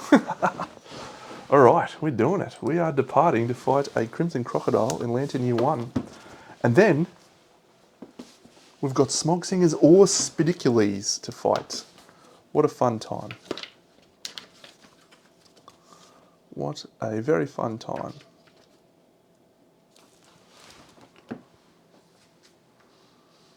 Love the crocodile. Yes, I love the crocodile. Okay, I have included bone eaters in this hunt event thing. If we draw them, I'm just going to ignore them for the moment. They'll just be a basic hunt event.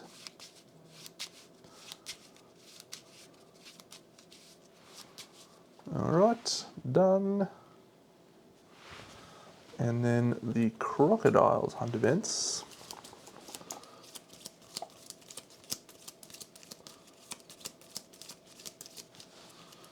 Is ready to go. 1 blood pool, 1 survivor corpse, set up normally, etc., etc. We'll just get rid of these cards. Boom. Where was the trap? Oh, we bottom decked the trap. How good is that? I love doing that so much. I really love it. It makes me happy. When skies are grey, you'll never know, dear, how much bottom decking the trap makes me happy. Please don't take my sunshine away. Cool. All right. We're over here. We are departing for our first year hunt. We shall do a random event, and it is a dead warrior. If the settlement has pictographs, a survivor with 3 understanding may investigate. We do not, and so we shall roll a random hunt event, and we roll 53. We roll Mask Maker as our very first roll. Oh, it's been a good session of Kingdom Death. I think this is the universe's way of saying, Deno, you've made a great call today to get back into some Kingdom Death. we're happy for you. Shuffle one copy of each mask gear from the Mask Maker settlement, the event revealer, and so the event revealer is Alistair. Rolls 1d10 to determine the price and then gains the mask. So Alistair rolls a 6. 4 to 7. Archive one gear of your choice from your gear grid. Alistair will archive his bloody cloth. So he did depart with that. He archives his bloody cloth. Green has one at the body. Glow has one at the body. Jelly Bean has one at the waist. And she has nothing great. Okay, so which mask did we get? I was like, I won't need masks. I don't think I even put him in this. Then I thought, no, maybe I'll just in case I roll Mask Maker. You can roll Mask Maker, says Deno. In his head. Greaves, Sonic Tomahawk, Leatherworker. No, did I not include it? I don't think I put it in this thing. Give us the luck mask. Come on now. Death mask, if you have no affinities. Alright, so I've got 1, 2, 3, 4, 5, 6. So we're just going to roll the first 3. We'll be on a roll of 1 to 5. So we've rolled a 6, so it's either this, this, or this. So 1, 2, 3, 4, 5, 6, 7, 8, 9. 7, 8, 9. We've got the White Lion mask again. No. I'm not going to take it. I'm going to take a different one. I'm trying again because I got that last time. And I don't even have a White Lion. Okay. So it's the first 3. And it's the Phoenix mask. All right, that is at least appropriate for our campaign. So he's got a Phoenix mask. It's also a bad one, but we'll put it on Alistair's head.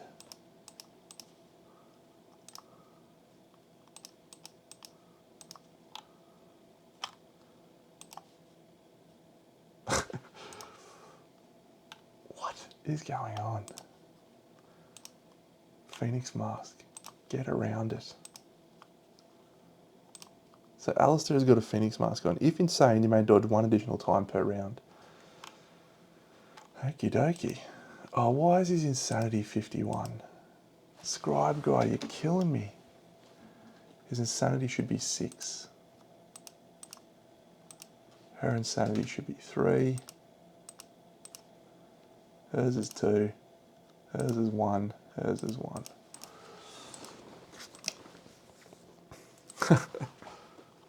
Just a Phoenix mask on Hunt Event 1. Cheers. Let's go to a Crocodile event. We find Salty Reeds. Oh my god, that's the Diamond Scabs one. I don't have anyone with 3 understanding, no. Could you imagine if I got an understanding of that first Hunt event and then I rolled that? Each survivor suffers monster level brain event damage. Bad times. Bad times.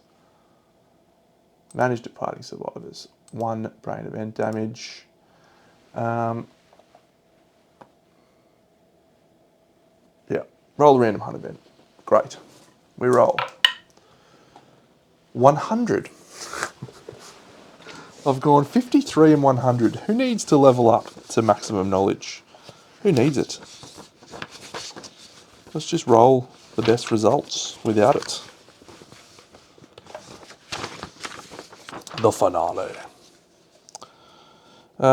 The survivors may follow the sound. Each survivor gains +1 courage. All survivors are electrified with dread. We suffer 2 brain event damage. Okay, so we're starting this showdown with a number of terrified survivors. 4 to be precise. Problematic. All survivors with less than 3 courage are struck dead. No, great. Each survivor gains +1 courage. All survivors gain +1 courage. And then we harvest 3 random basic resources and end the event. as long as we get through this with people that are terrified not dying, we're okay. 1, monster organ. 2, monster hide. 3, monster hide. Fine. One more basic hunt event. Gain some insanity, please. A random event. 27. We just need to calm down in this campaign, I think. We just need to calm down a lot. Oh, man stealers. Oh, no. There is only one male survivor, and it is Alistair. So let's see if he can roll high enough to avoid getting his nuts chopped off. He can! He suffers 1 event damage to the waist, and he doesn't get his balls chopped off. Great. We make it to the showdown. Alright, so this guy has a basic... Okay, the terrified thing is actually scaring the crap out of me now. Everyone is starting with terrified except for Alistair. B, B, B. There's no L's. B, B, A, B. No L, B, A, L, L, A, B, B, B, B, A, B. So yeah, his basic action just straight up kills people. So we need to be careful of that. 1, 2, 3, 4, 5, 6, 7. 3 of these. 1, 2, 3.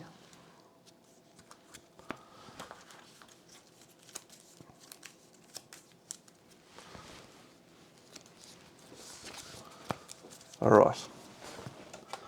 Okay, so the survivors starting with terrified is everyone except for Alistair. So terrified, terrified, terrified, terrified. They are guardless. They cannot ignore hits.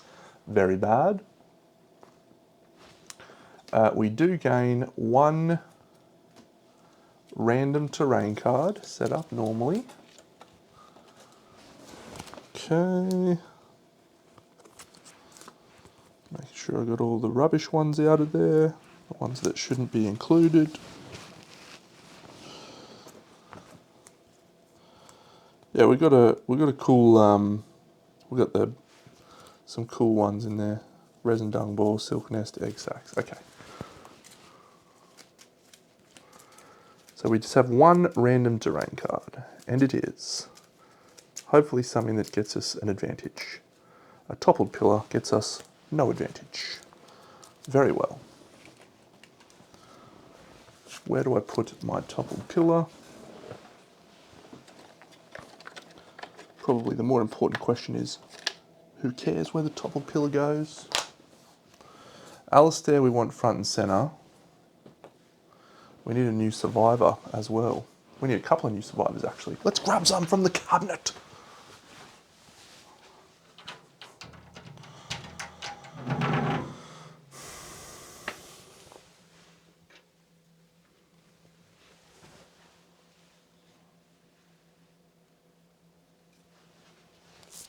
Okay, I just realised I didn't bring out my white speaker in training, which I did want to do, so that's unfortunate.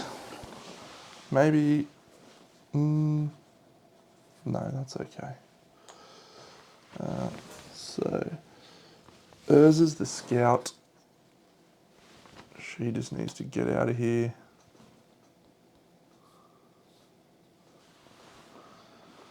Alistair is an animal. We want him taking as many of the hits as we can. This brave little sausage.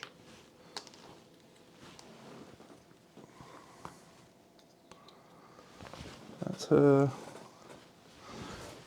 This is just someone with a bone blade, like a chump.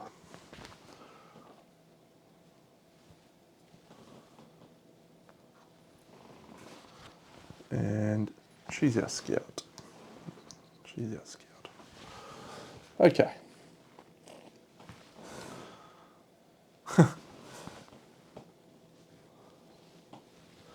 Let's hope like hope that we don't flip one that says closest terrified threat, that person dies, because we could be in for a very, very unhappy time. We flip. Oh, this is nerve-wracking. Ah, okay. Place a token on this card and target the closest survivor. Great. So the survival target will be a person with evasion. It's not Urza. What am I doing? Urza is the scout, so Urza is in white. She's in red. Perfect. So it's Jellybean. Are we happy with Jellybean being the target? I think so. I think so. So this card gains a token, and it's a repeat card, which means it goes on top of there. So we're going to move to this position here, and we're going to attack her with our whipping and slamming. It's 2 speed. We hit on a 3+, that goes to 4+. It's a 5 and an 8, so it's 2 hits. It's only 1 damage. Oh no, it gains +1 speed and +1 damage for this attack on it. Okay, so we hit her in the boots and the head. Both are bad. So we'll dodge the head. So she's knocked down. Fine. We have plenty of encourage that we can send her way. Alistair may be our guy to go here. Oh, this is over here. Yep.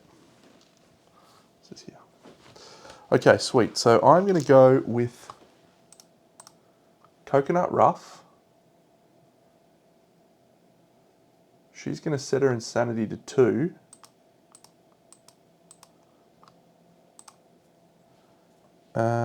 Okay, cool. So I can remember that. So we'll actually put this over here next to Glow.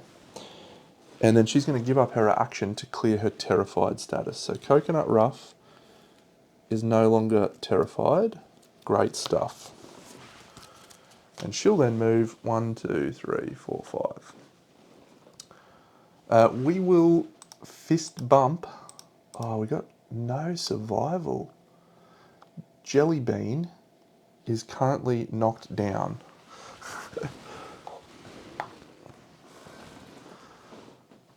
So our scout Urza is going to stand up Jellybean. She's then going to move 1, 2, 3 away. She's doing literally nothing. She's terrified. That's fine. Glow.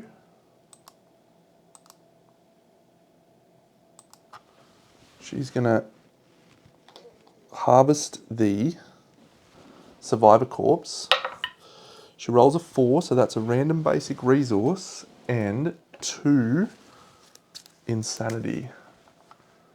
So Glow gains 2 insanity, random basic resource, and she gets a perfect hide. Wonderful. And she's going to move away to make sure she doesn't get chomped as well. 1, 2, 3. So I think she's far enough away there, but we'll assume she's off out in the distance. 4, 5. So she's going to be able to remove her terrified very soon.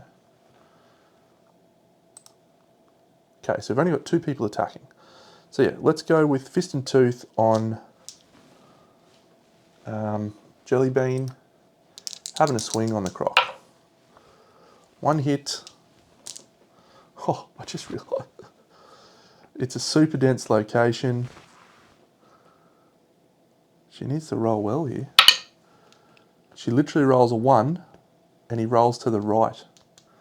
So the only person who is going to be able to do a wound right now is not even in range. Oh no. 1, 2, 3, 4, 5. He's speed 6 now, 6. The target is targeting the closest survivor. Oh no, Glow's about to get absolutely annihilated. Oh yeah, so she had bleed and knockback 5 from that attack as well, by the way, so she moved in. Alright, I guess we'll just go Alistair 1, 2, 3, 4, 5 into the blood pool and drink from the pool. He rolls a 6, so he gains an insanity.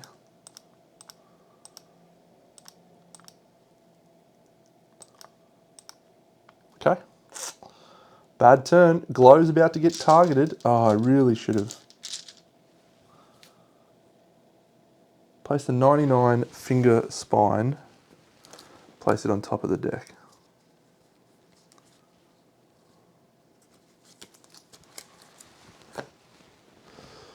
Alright, he's turning to her. He's 3 speed on this attack on Glow.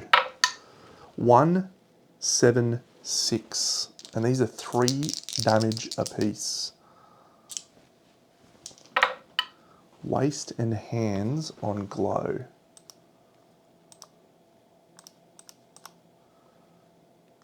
Three damage apiece. Alright, we'll take a severe injury roll to the arms, to the waist. She got no survival. We're taking 2 severe injury rolls. Okay, good stuff. So the hands, that's a 9.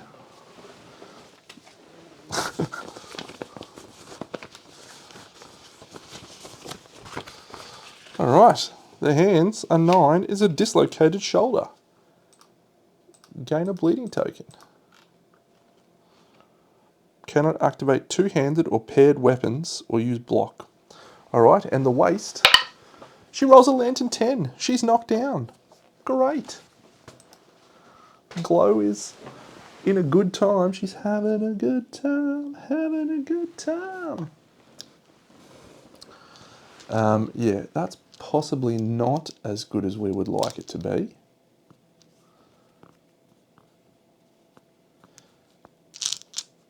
I've done 2 things wrong now, because the first thing that I did wrong is he should have been facing the rear like he is now.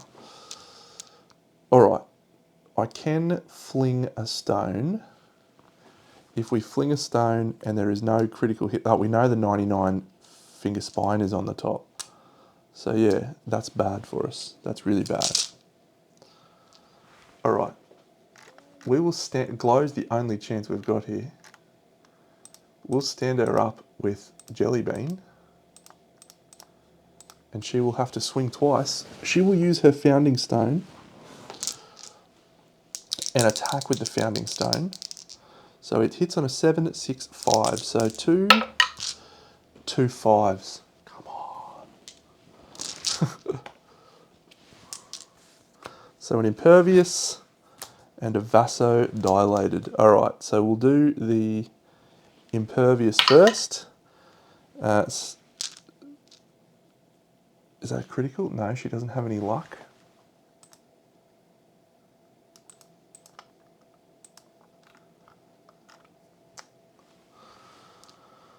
Alright, and the other one, 7. Wound. Compulsive reaction cannot be cancelled. So we're not failing, so he's not rolling. Archive coagulated. We get rid of whipping and slamming, which is absolutely wonderful, because that was going to get worse and worse. And we put this one on top, which we can't do anything about. Glow was going to remove her terrified status, but she cannot. 1, 2, 3, 4, 5. So she's out of range. So we'll just put her here. Put him here. She will move 1, 2, 3, 4, 5. She's still terrified, so that's bad. She'll go to here. The scout will just get the heck out of there. We don't want the scout to do anything. We just wanted to not die. All right, let's see a not terrified card kill someone. Delighted. When this mood comes into play, draw a card. Very bad. Oh, the monster has +1 accuracy and +1 speed for each terrified survivor. Hang on a second, did Jellybean get rid of her terrified? No, okay, so she goes into here. She does that. Oh, hang on, where was she? Okay, so she's getting 1 insanity. Boom. So the monster has +1 speed for each terrified survivor. There is currently 3 terrified survivors. Oh no. Oh, it was all going so well. We draw an AI card. The closest threat in range. So it is glow once again. Oh, it's another synchronic attack. This is all bad. Okay, so moves to there. Glow's going to die, guaranteed. Unless I roll really bad on this. So this attack is speed 1, 2, 3, 4, 5. Accuracy 3+ goes to 6+. We've got no dodges on glow. 6, 6, 4, 9, 2. 3 hits. They're 2 damage apiece. Hand, body, waist. So the body is +1 speed, -1 accuracy. Great. So the body goes there. We've got nothing, no survival. So we've got a bleed, and then we've got a severe injury roll on the hands. Glow rolls a 6 on the hands. This has been a wild time. Now, I'm doing okay, but this guy is just being a pest. 6, Contracture. Suffer -1 permanent accuracy. Okay, that's fine. And then we will roll again. We can't be knocked down. So this one's on the waist. A 7 on the waist. She's still alive. How is she still alive? She just needs 1 more bleeding token. A broken hip.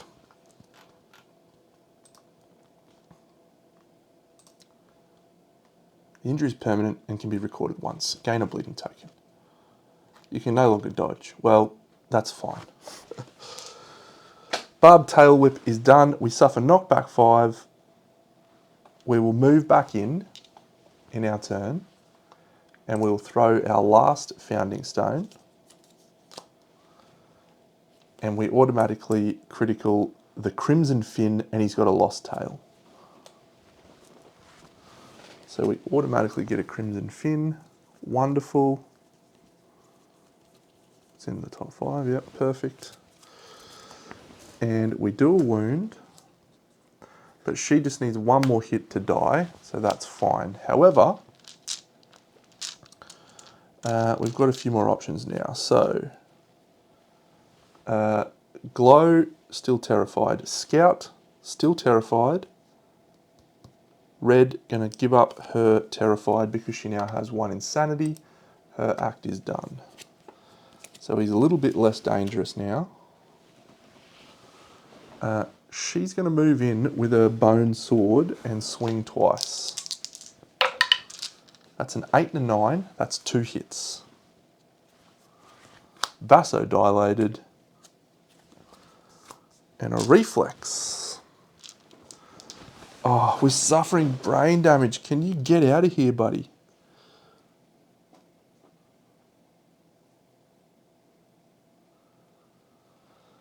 All right.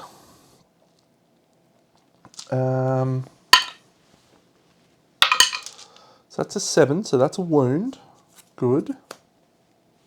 The bone sword is pretty good at wounding. This one we need a critical or bust. Critical or bust. It's an 8. It's a wound, but not a critical. So we suffer 3 brain damage on Coconut Rough. 2 brain damage, which means Coconut Rough is now terrified. But the monster moves forward 2 spaces, and that is that.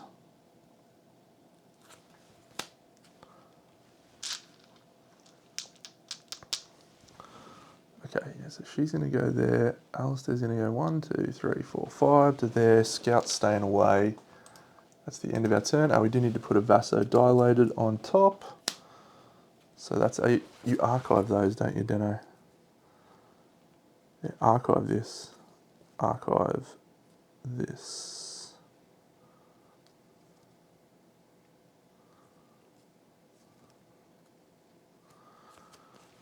Alright, so if the monster rolls left or right, roll 1d10. On a 10, on a 1 or 2, it's knocked down instead. It's his turn. We're flipping an AI card, and it is Hail of Fingers, the closest threat in range. Okay, so that is Coconut Rough. So it's speed 1.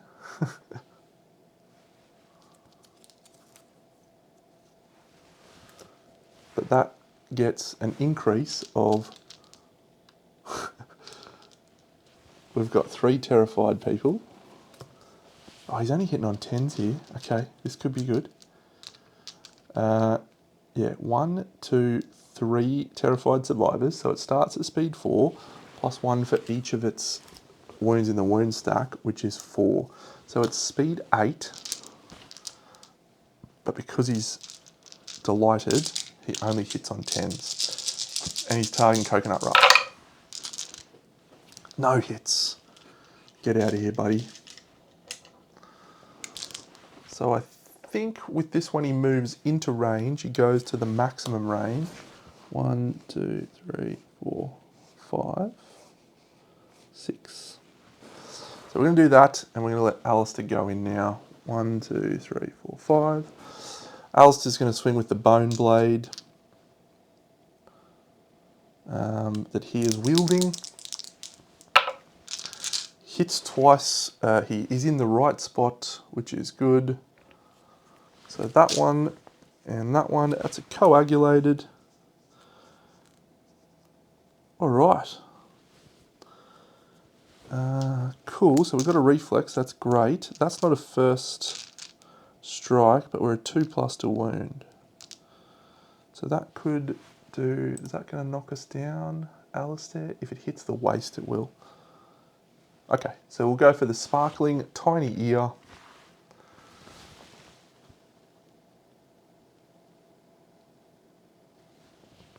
And yeah, just not roll a 1. Good, we roll a 1. At least we don't have to worry about that one. The super dense, we wound that one. So reflex, the monster rolls, full move the monster to the left. On a 1 or a 2, he's knocked down. He's not knocked down. So he suffers a wound. Those 2 are gone. We just literally needed not a 1 for that one, didn't I? Cool. I think that's our turn again. So I think she's just going to get out of the way. 1, 2. We don't really mind if she dies. She's going to go 1, 2, 3, 4, 5 and drink from the pool. So she gains +1 insanity. She's going to be able to clear off her thing. All right, come on, Alistair. You just need to survive this card, mate. Come on, Alistair. Come on, son. Mocking Bite. Oh. Okay, we don't have a lost humour. No. So closest threat in facing in range. It's Alistair once again. So he's going to move to here. It's 2 speed. However, it goes to 3 speed, 4 speed, 5 speed.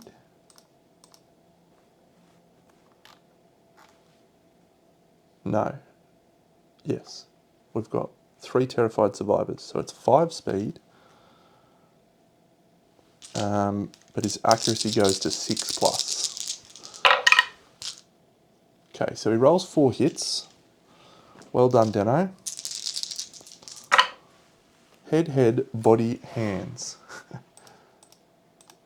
Alistair will take head, head, body, hands. We gain the terrified status card. With a mocking bite. Oh, it's bad stuff happening right now. There is a lot of bad things happening. Alistair is going to what? Is he going to clear his terrified, or does he just swing for the fences? Swing for the fences, Alistair. Swing with his bone blade. Hits once. The Pale Cloaca.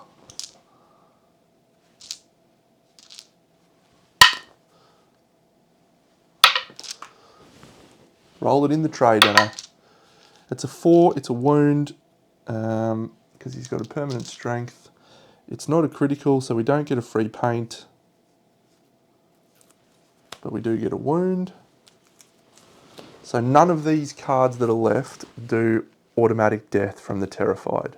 So that's good. We'll move 1, 2, 3, 4, 5. She will clear her terrified. Very good. And Glow will move 1, 2, 3, 4, 5. No, she's -1 movement actually, so she's there.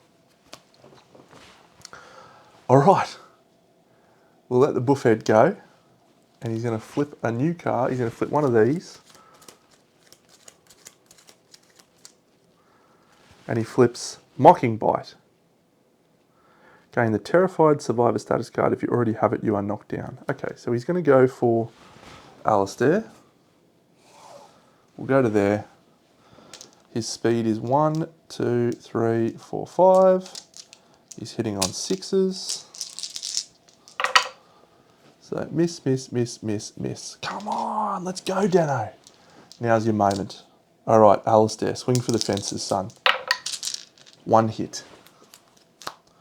The Juicy Jowls. 6 is a wound. Boom. We don't get a critical. The chick who has got our critical attacks. 1, 2, 3, 4, 5. She will swing for the fences. She hits once. She gets the one that we can't critical. We did that the wrong way around. She does roll a critical. I'm going to do that the other way around and gain a random resource. We get a thing on top.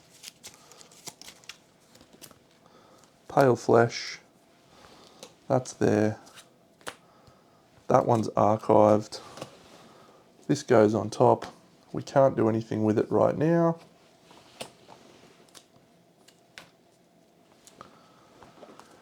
So the chicken green can do something. No, Glows is going to go 1, 2, 3, 4. She's going to drink in the pool.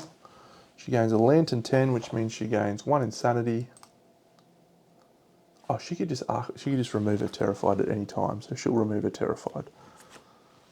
All right, fine. We'll move to here. We need to do 2 wounds, and we must do it in the same turn because his basic action does eat someone for free. So he's going to just draw another Mocking Bite. It's the closest threat in facing. It is Alistair again. He's down to 1, 2, 3, 4 speed, hitting on 5s. So that's 3 hits. Oh, this could be bad. Body, body, waste. Body, body, waste. We'll dodge the waste. All right. Alistair is going to stand right where he is and swing with his sword. He hits twice. Sorry, move to there. One of them is this card. One of them is a parry location. That's fine. So we'll do the failure reaction first. Of course we roll a 1. No! No! Suffer the blind severe head injury. Alistair, why are you doing this to me? Why would you roll a 1, you pest? Swap all your attribute tokens with the monster. We don't have any attribute tokens. Converting damage into strength. Yep. Great. Okay, so that's fun. Now we need to roll a 10. Of course we roll a 10 on this one. The critical wound, gain a luck token and a vomit-soaked monster resource. Oh, sure. A flat vein. Okay, so the monster's got 1 wound left, and we have to do it in this turn. Because if we don't, he's going to chomp someone to death. Fist and Tooth in the blind. That's a 7 and a 5. The 7 is a single hit. Come on, Fist and Tooth. No! Come on, Dano. If you've ever rolled well... Nah, that's not a wound. Failure. All adjacent survivors suffer brain damage equal to the number of bleeding tokens. So Alistair suffers 1. Coconut Ruff has no bleeding tokens. She's not adjacent anyway. Jellybean suffers 1. Jellybean is now terrified. Oh no. Alright. 1, 2. This is it. This is a huge moment. The Bone Blade. That's 1 perfect hit. It's actually 2 hits, I think, but we'll see if it matters. We will gain the priority target token from this. Come on. 4's a wound. Oh, that's the basic action gone. Alright, wrong button, didn't I? 1 hunt XP, 1 weapon proficiency level, no. We gain 4 basic and 5 Crimson Crocodile. Yeah, the very first hunt event I drew is Mask Maker. This is the mask salesman. He just flips me a Phoenix mask and he says, "On your way, lad." Fair enough. Fair enough, sir. I appreciate your time. 1, 2, 3. Oh, no, I don't want any of that rubbish. 4. Give me a vein glass. 5. Oh, you dickhead. It's so good. 1, 2, 3, 4. To be fair, I did. Oh yes, another survivor gained an insanity. I did roll a white line mask first, but I don't have a white line in this thing, so I was like, I'll take a different one. So, thought Glow was going to die there. She didn't. Well done, Glow. Managed departing survivors. Yep. So we complete the showdown. We advance the year. We have 3 people as returning survivors. We have 6 endeavours. Yeah, they actually are. They've shown the Gorm mask already. So there's going to be 12 new masks soon, which is just ridiculously cool. I can't wait for that. Yeah, the Gorm mask was released in a thing not long ago. Oh, it might have been the Campaigns of Death Grand Overview actually, which was like a year and a half ago. Okay, what have we got for story events this year? Yeah, we've got Young Rivals, we've got The Wanderer, and we've got Death of Song. All right, we're finishing at this point, but we're going to do this settlement phase. And let's draw our very first hunt event. And we're gonna have a baby this one as well, so we're going to get a survival of the fittest happening. So that'll help us quite a lot. We'll just roll from the top down. 1, 2, 3, 4, 5, 6, 7, 8, 9. It is Death. A newborn passes on prematurely. Departing survivors gain 2 insanity. Yeah, so we're actually going to nominate Glow because she's got a shit ton of injuries and she was never going out again anyway, and that's fine. So Glow is dead. And departing survivors gain 2 insanity this lantern year. So that's fun. 2. All right. Death. Interesting timeline event. I like that one. I like it a little bit later than this first year. Okay, so Death is we're going to do one and done. So once we do a settlement event, it gets popped away. So we get to see heaps of different interesting settlement events. I like that a lot. Let's do the next event in our list, which is what? We've got Smog Singers, Death of Song, and we've got Young Rivals in Spidicules. The Spidicules one, I've gamed it slightly, but it's a dumb one anyway. Young Rivals says the following. The settlement may now hunt the thing. Nominate 2 male survivors with at least 1 hunt XP in your settlement. I do not have 2 male survivors, and thus this event is defeated. So there is nothing that happens as a result of this event. We may now hunt the Spidicules. And we're about to also hunt Smog Singers as well. Death of Song. Fun little event. Hopefully we can roll someone getting Pacifist. +1 Understanding as well. Do we nominate the person who's got Understanding 2 and get our thing as well? Coconut Rough. I don't really wanted to get Pacifist.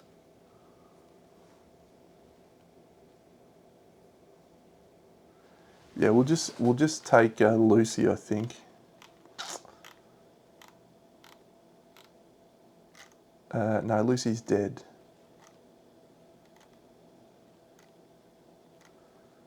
Urza, our scout Urza. Urza rolls a 9, so Urza's gained pacifist. But she has gained 3 Smog Singer resources and... Oh no, Urza doesn't get pacifist, the new survivor gets pacifist. So the new survivor is just going to be... what's a really piss weak chocolate that no one likes?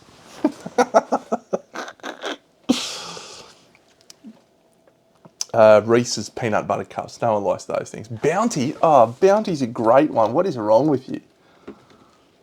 What is wrong with you? Bounties are glorious. You are outrageous. Did you know that? Outrageous. Pacifists. Alright, but we do get 3 Smoggo resources, so that's good. So Smoggo resources.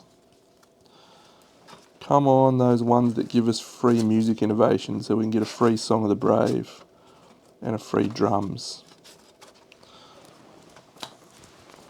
Fluted bone, I think they're called. Alright. Vocal cords. Delicate hand. And a fluted bone!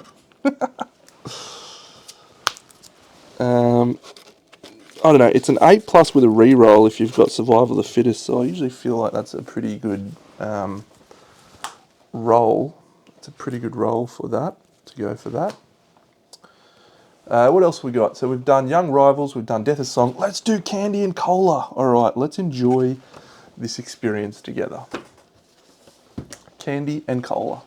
So I have literally not read anything but the front page of Candy, and I do have her model too. So, Candy emerges from the darkness, haunted by a past longing to reshape the world with her cheer. So we have add a wanderer. We're going to add Candy. Hey, Candy. All right. So she starts with 0 hunt XP and 0 disposition. She's an outsider. She has veteran and Candy Pop abilities. What does Candy Pop do? Candy Pop, when you archive a resource with Phantom Friend, gain a random unique soda gear and a permanent affinity of your choice. Okay? The first time you gain a resource, you may feed it. Cool. Candy starts with Phantom Friend. Oh. Is she an Ark survivor?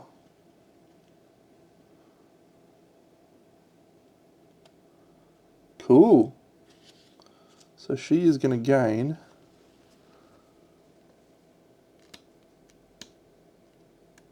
add Phantom Friend to your fighting art deck. Okay.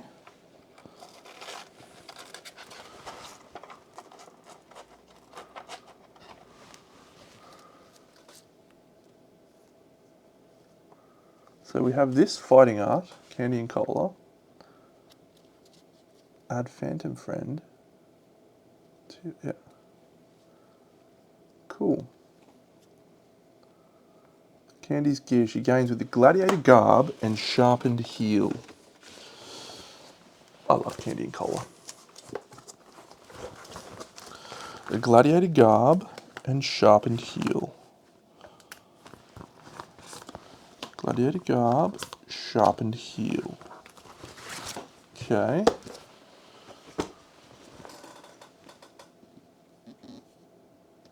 So she's got 2 courage. She got a luck. What a legend.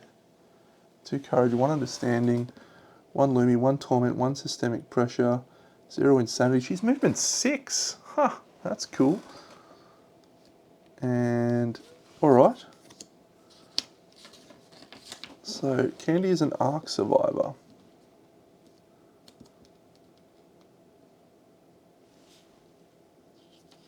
Okay. Ark survivors may learn from Candy. Candy and Cola wander into settlement. She is unable to share her knowledge. However, she adds Reframe to the fighting art deck. Fun. Reframe.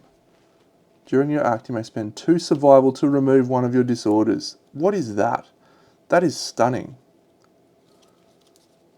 Pacifist, get out of here. Candy can only have one fighting art and one secret fighting art.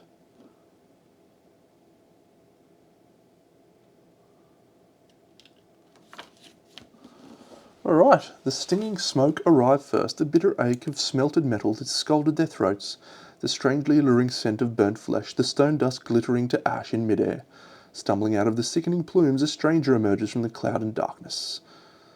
Alright, this is bad stuff. Okay.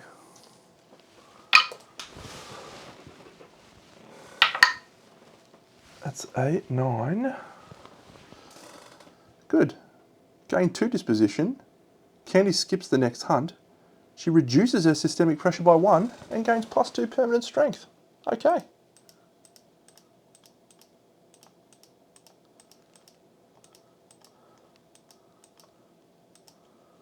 Why are you at 11 disposition? I haven't had a bad starting roll with one of these guys yet. If the settlement has Symposium, we do. A discerning survivor, nominate a survivor to gain 1 understanding and 1 permanent strength. Alright. 1 understanding and 1 permanent strength. Coconut Rough. Gains a permanent strength and 1 understanding. She is now a Tinker. She's going to roll in the Tinker roll. She rolls a Lantern 10. And that means that she gets 1 permanent strength. Okay. Okay. We're also going to do Designs and Dandelions now. Perfect. Okay, so Candy's skipping the next hunt. Shame.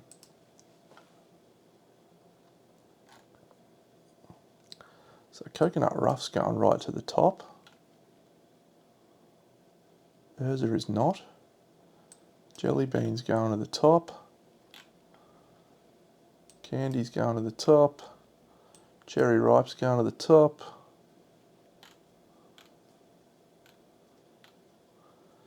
Peppermint Tea, our white speaker in training, is going to the top. And no one else really matters. So that's fine.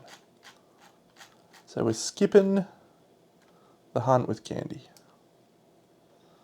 Definitely going out, definitely going out. We'll go out with Cherry Ripe, we'll go out with Peppermint Tea, and maybe Alistair goes out. Why has he got NAN systemic pressure happening on his thing? Yeah, right, okay.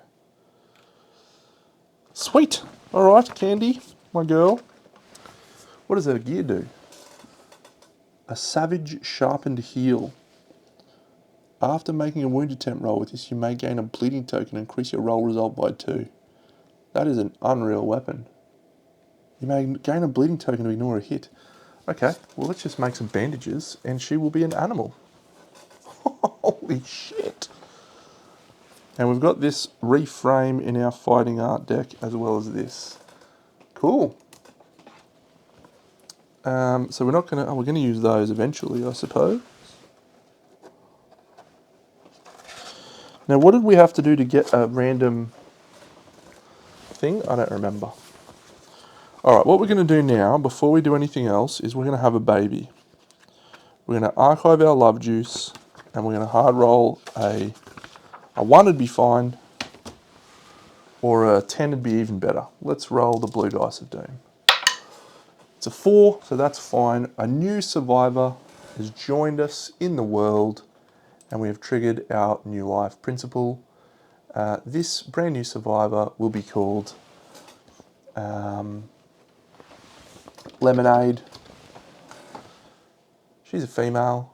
Yeah, the bleed bills are going to be unreal.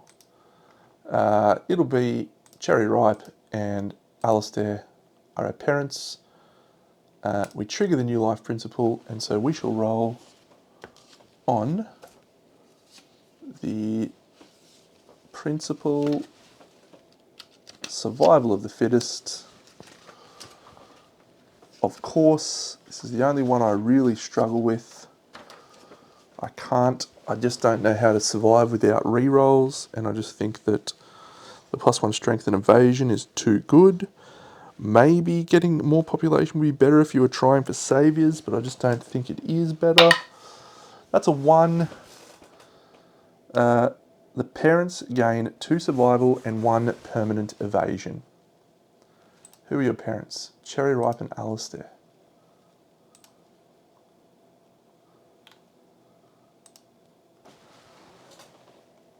No, that's the wrong one.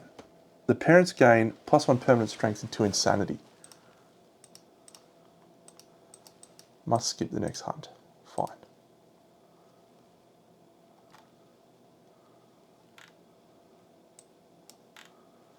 Alistair's strength 2.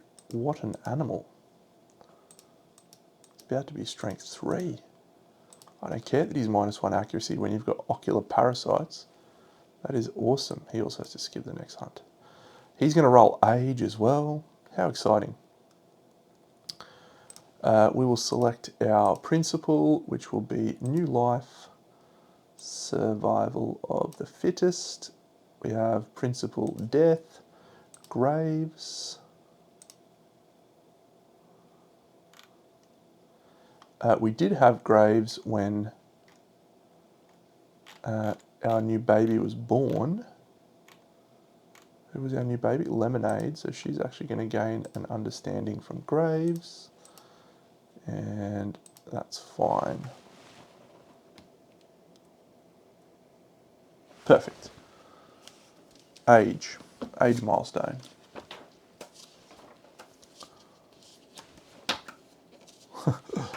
Birth of a savior, armored strangers.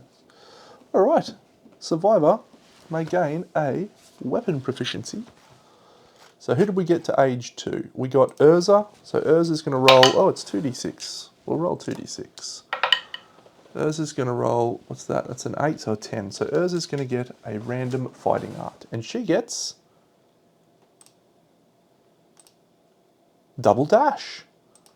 Urza, get out of here. I don't like you. Alistair is also going to gain a random fighting art. And he will get rolling gate. Alistair's our new bow wielder. Let's go, Alistair. Excellent. And then we had one more, and that was, oh, it was Glow. She died. Fine. Oh, actually, I've got to roll a thing for Alistair. Yeah, 13. Random fighting art. Great. All right. So let's enter in our resources, and we shall... This has been a hugely successful first Lantern year, actually first 2 Lantern years, really. Hugely successful. Gladiator Garb and Sharpened Heel. I'm going to add those gear.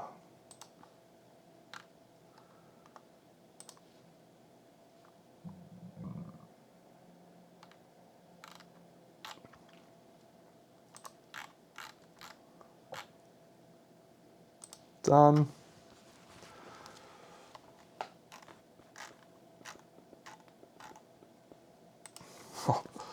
I've got 3 Smoggo resources. We are swimming in resources. We've got a fluted bone, we've got a delicate hand, and we've got vocal cords. Fluted bone, delicate hand, vocal cords. From the basic side of things,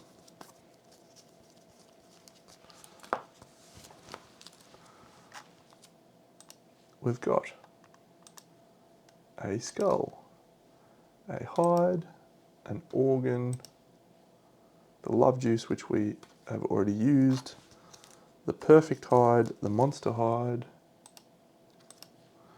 oh, not perfect hide, monster organ.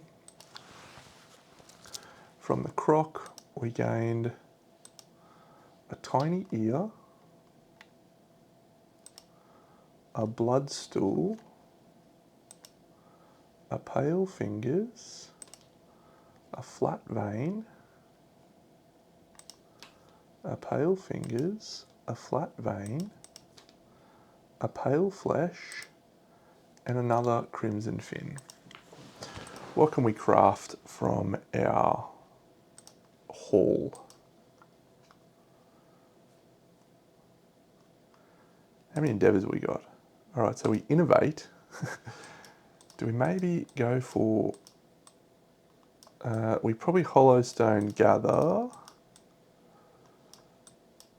And... yeah, let's do our innovate first of all. So we're going to archive a skull, an organ and a hide to do an innovate. So we're drawing 4 cards from our innovation deck. And it'd be good to see, what do we want to see, dash or surge? Preferably one of those two would be great. So number 1, nightmare training, not useful. Number 2, ammonia, pretty good. Number 3, inner lantern, don't be paint, you fuckwit. I hate it when that's that choice. I think we go inner lantern so we can get character into the thing. Surging seems good. Dash is good, but we don't need it as much as we don't have a screaming antelope. So that's fine. Inner lantern, character consequence, scarification.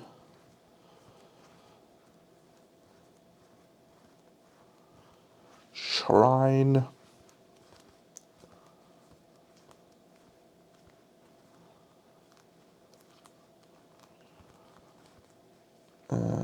That's morgue. No. Lantern oven. No. Great.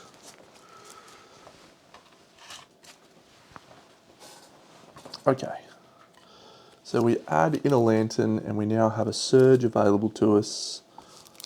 We add shrine, scarification and character to our progression. Technically,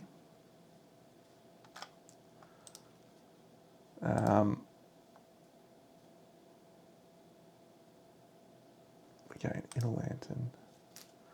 Technically, we didn't have to name any of these characters except for our ones that we've hunted with. So if we do happen to get character early on, we can contemplate drawing some character cards, but we don't need to. Rolling Gate is sick. Absolutely sick.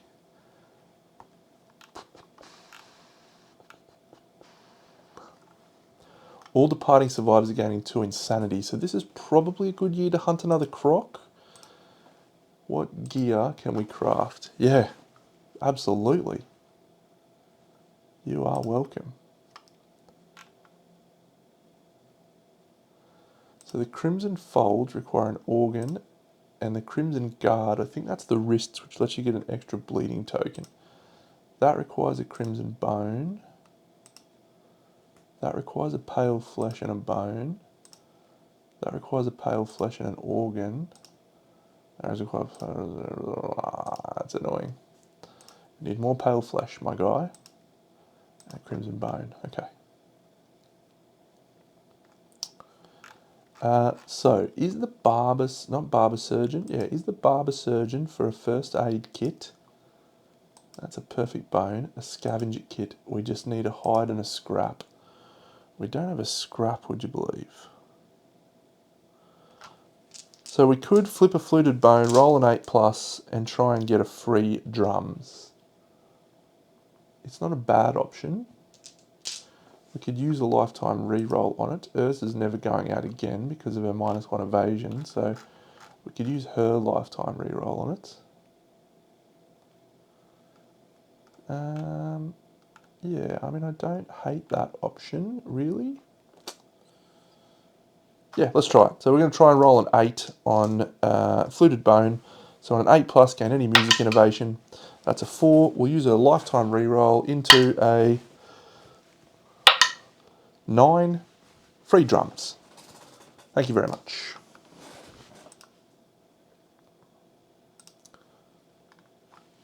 So the Fluted Bone we're archived. I love the Fluted Bone allowing you to get free. Like, I think it's really fun. I have a tendency to roll a lot of 8s. So maybe I think it's better than it is. Oh, and we've got to do drafting table designs and dandelions as well. Okay, Forbidden Dance is in the deck. We've got Song of the Brave coming up now too, which means we can go chasing level 2s, which is very good. Song of the Brave, Drums Consequence. Cool. We'll add the drafting table. Alright, so Designs and Dandelions is a occasionally negative event, but the person who got it is not going to roll a 7+. Believe it, Deno. I believe I can fly. I believe I can touch the sky. Deno thinks about it every night. Instead, we'll roll a 1. Lose a courage and suffer the intracranial head injury. I didn't want you to do that, Deno. Who was it? No, not Coconut Rough. She loses an intracranial hemorrhage. Yeah, it's fine.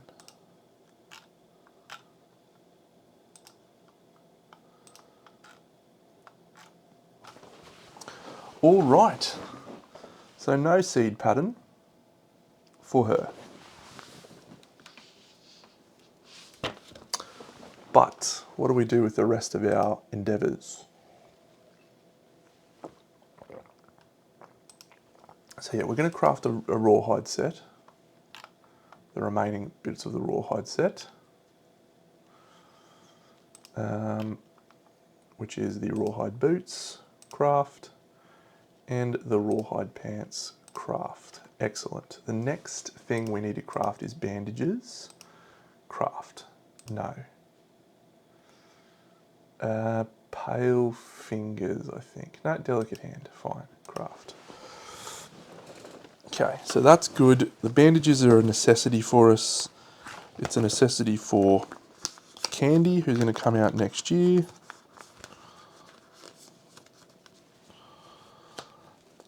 And that's that. We probably are looking for some weapons, but we don't really have any good weapon options at the Croc at this point in time. So,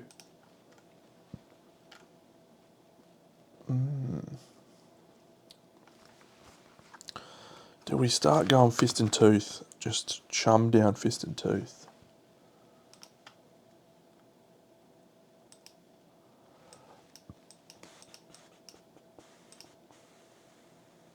We haven't got a Lantern Horde, we've got the Gambler's Location, which can get you a Lumi. I don't want a Lumi.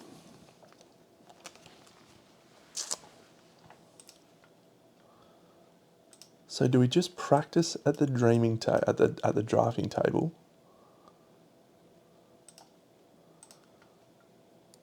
Yeah, let's just send Coconut Rough to the drafting table, I reckon. So she'll do it once. She rolls a 7, which is gain an understanding once per lifetime. Sure. We don't need kids at this point. Next person will do it. I'll do it that way.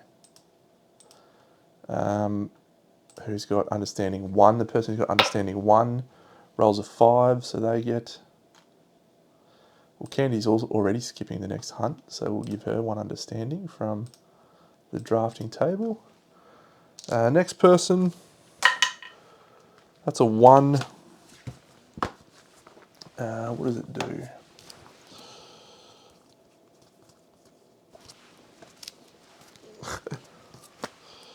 Creative slump, nothing happens. There's no downside to that. So if you use 1, 2, 3.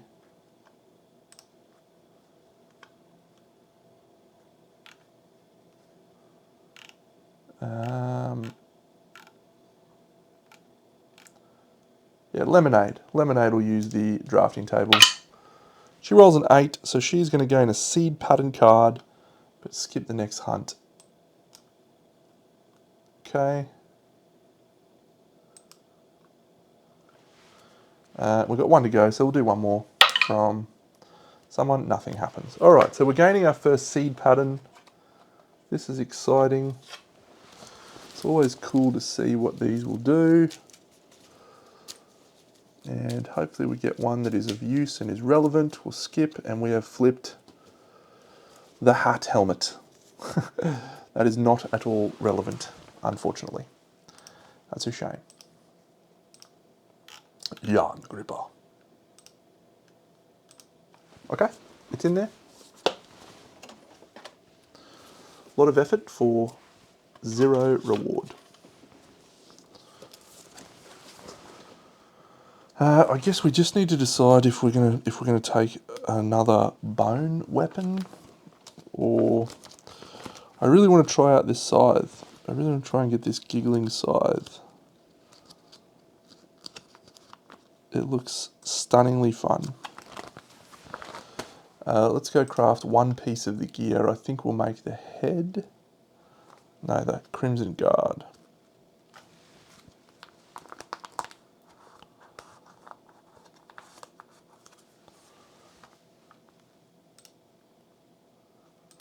Gear, the Crimson Crockery, a Crimson Guard. Requires an organ and that.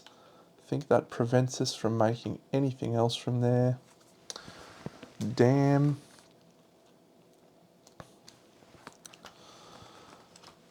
How many of each thing have we got left? We've got a lot of stuff.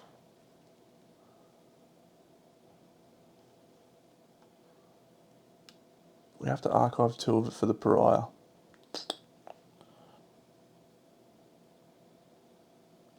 Next year, isn't it? Yeah. Are we going for a spider, or do we go for another croc? Spider. Not really worried until we get to indomitable resources, so yeah.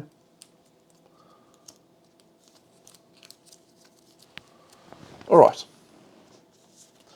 That's going to do us for tonight's wonderful stream. An incredible start, really. An incredible start. How many survivors do we have? We have 19. Oh my goodness. Including Candy. So Peppermint Tea, our white speaker and training, is going out. Cherry Ripe can't go out. Oh no, wrong button.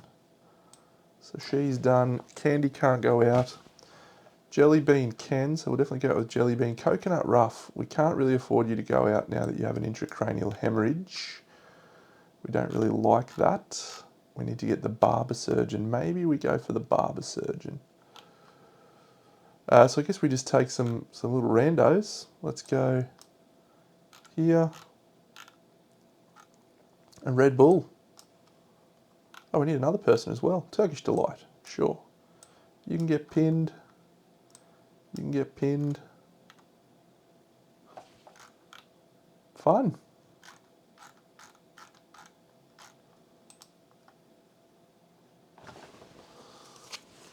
Yep, so we got a full rawhide set. We got some bloody cloth. We got some bandages, which is nice. I really want to use Candy, but she is skipping the next hunt, which is a real shame.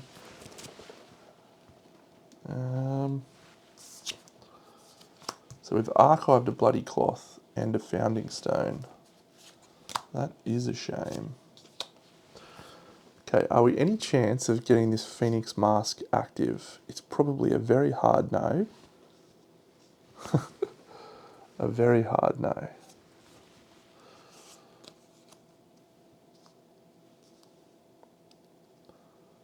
So this is our luck charm person. Our scout's gaining an insanity. We're not going to be terrified. If we go a fecal salve, yeah, let's go on. We'll go another luck charm. Why not? We might go for a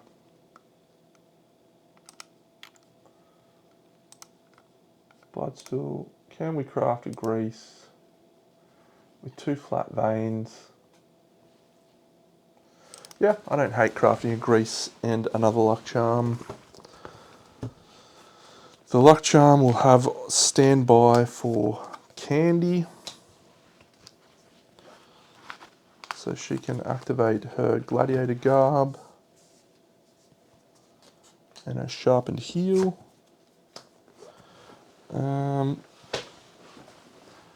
It's been wonderful. What about this start we're having? I need one more right-facing blue to activate that. Sure wish I could use Candy's gear. I can't.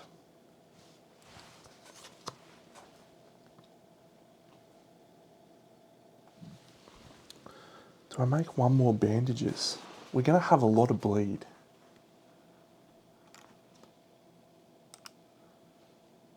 No, one more bandages doesn't help us. We need a left-facing blue. Right-facing blue. Anything we can craft. Lucky charms no good to us. No, we can't craft anything. Okay, fine. Yeah, you too, buddy. I'm heading off myself. Have a fantastic evening. We'll continue this session probably tomorrow night. Catch you all then. Big Dano out.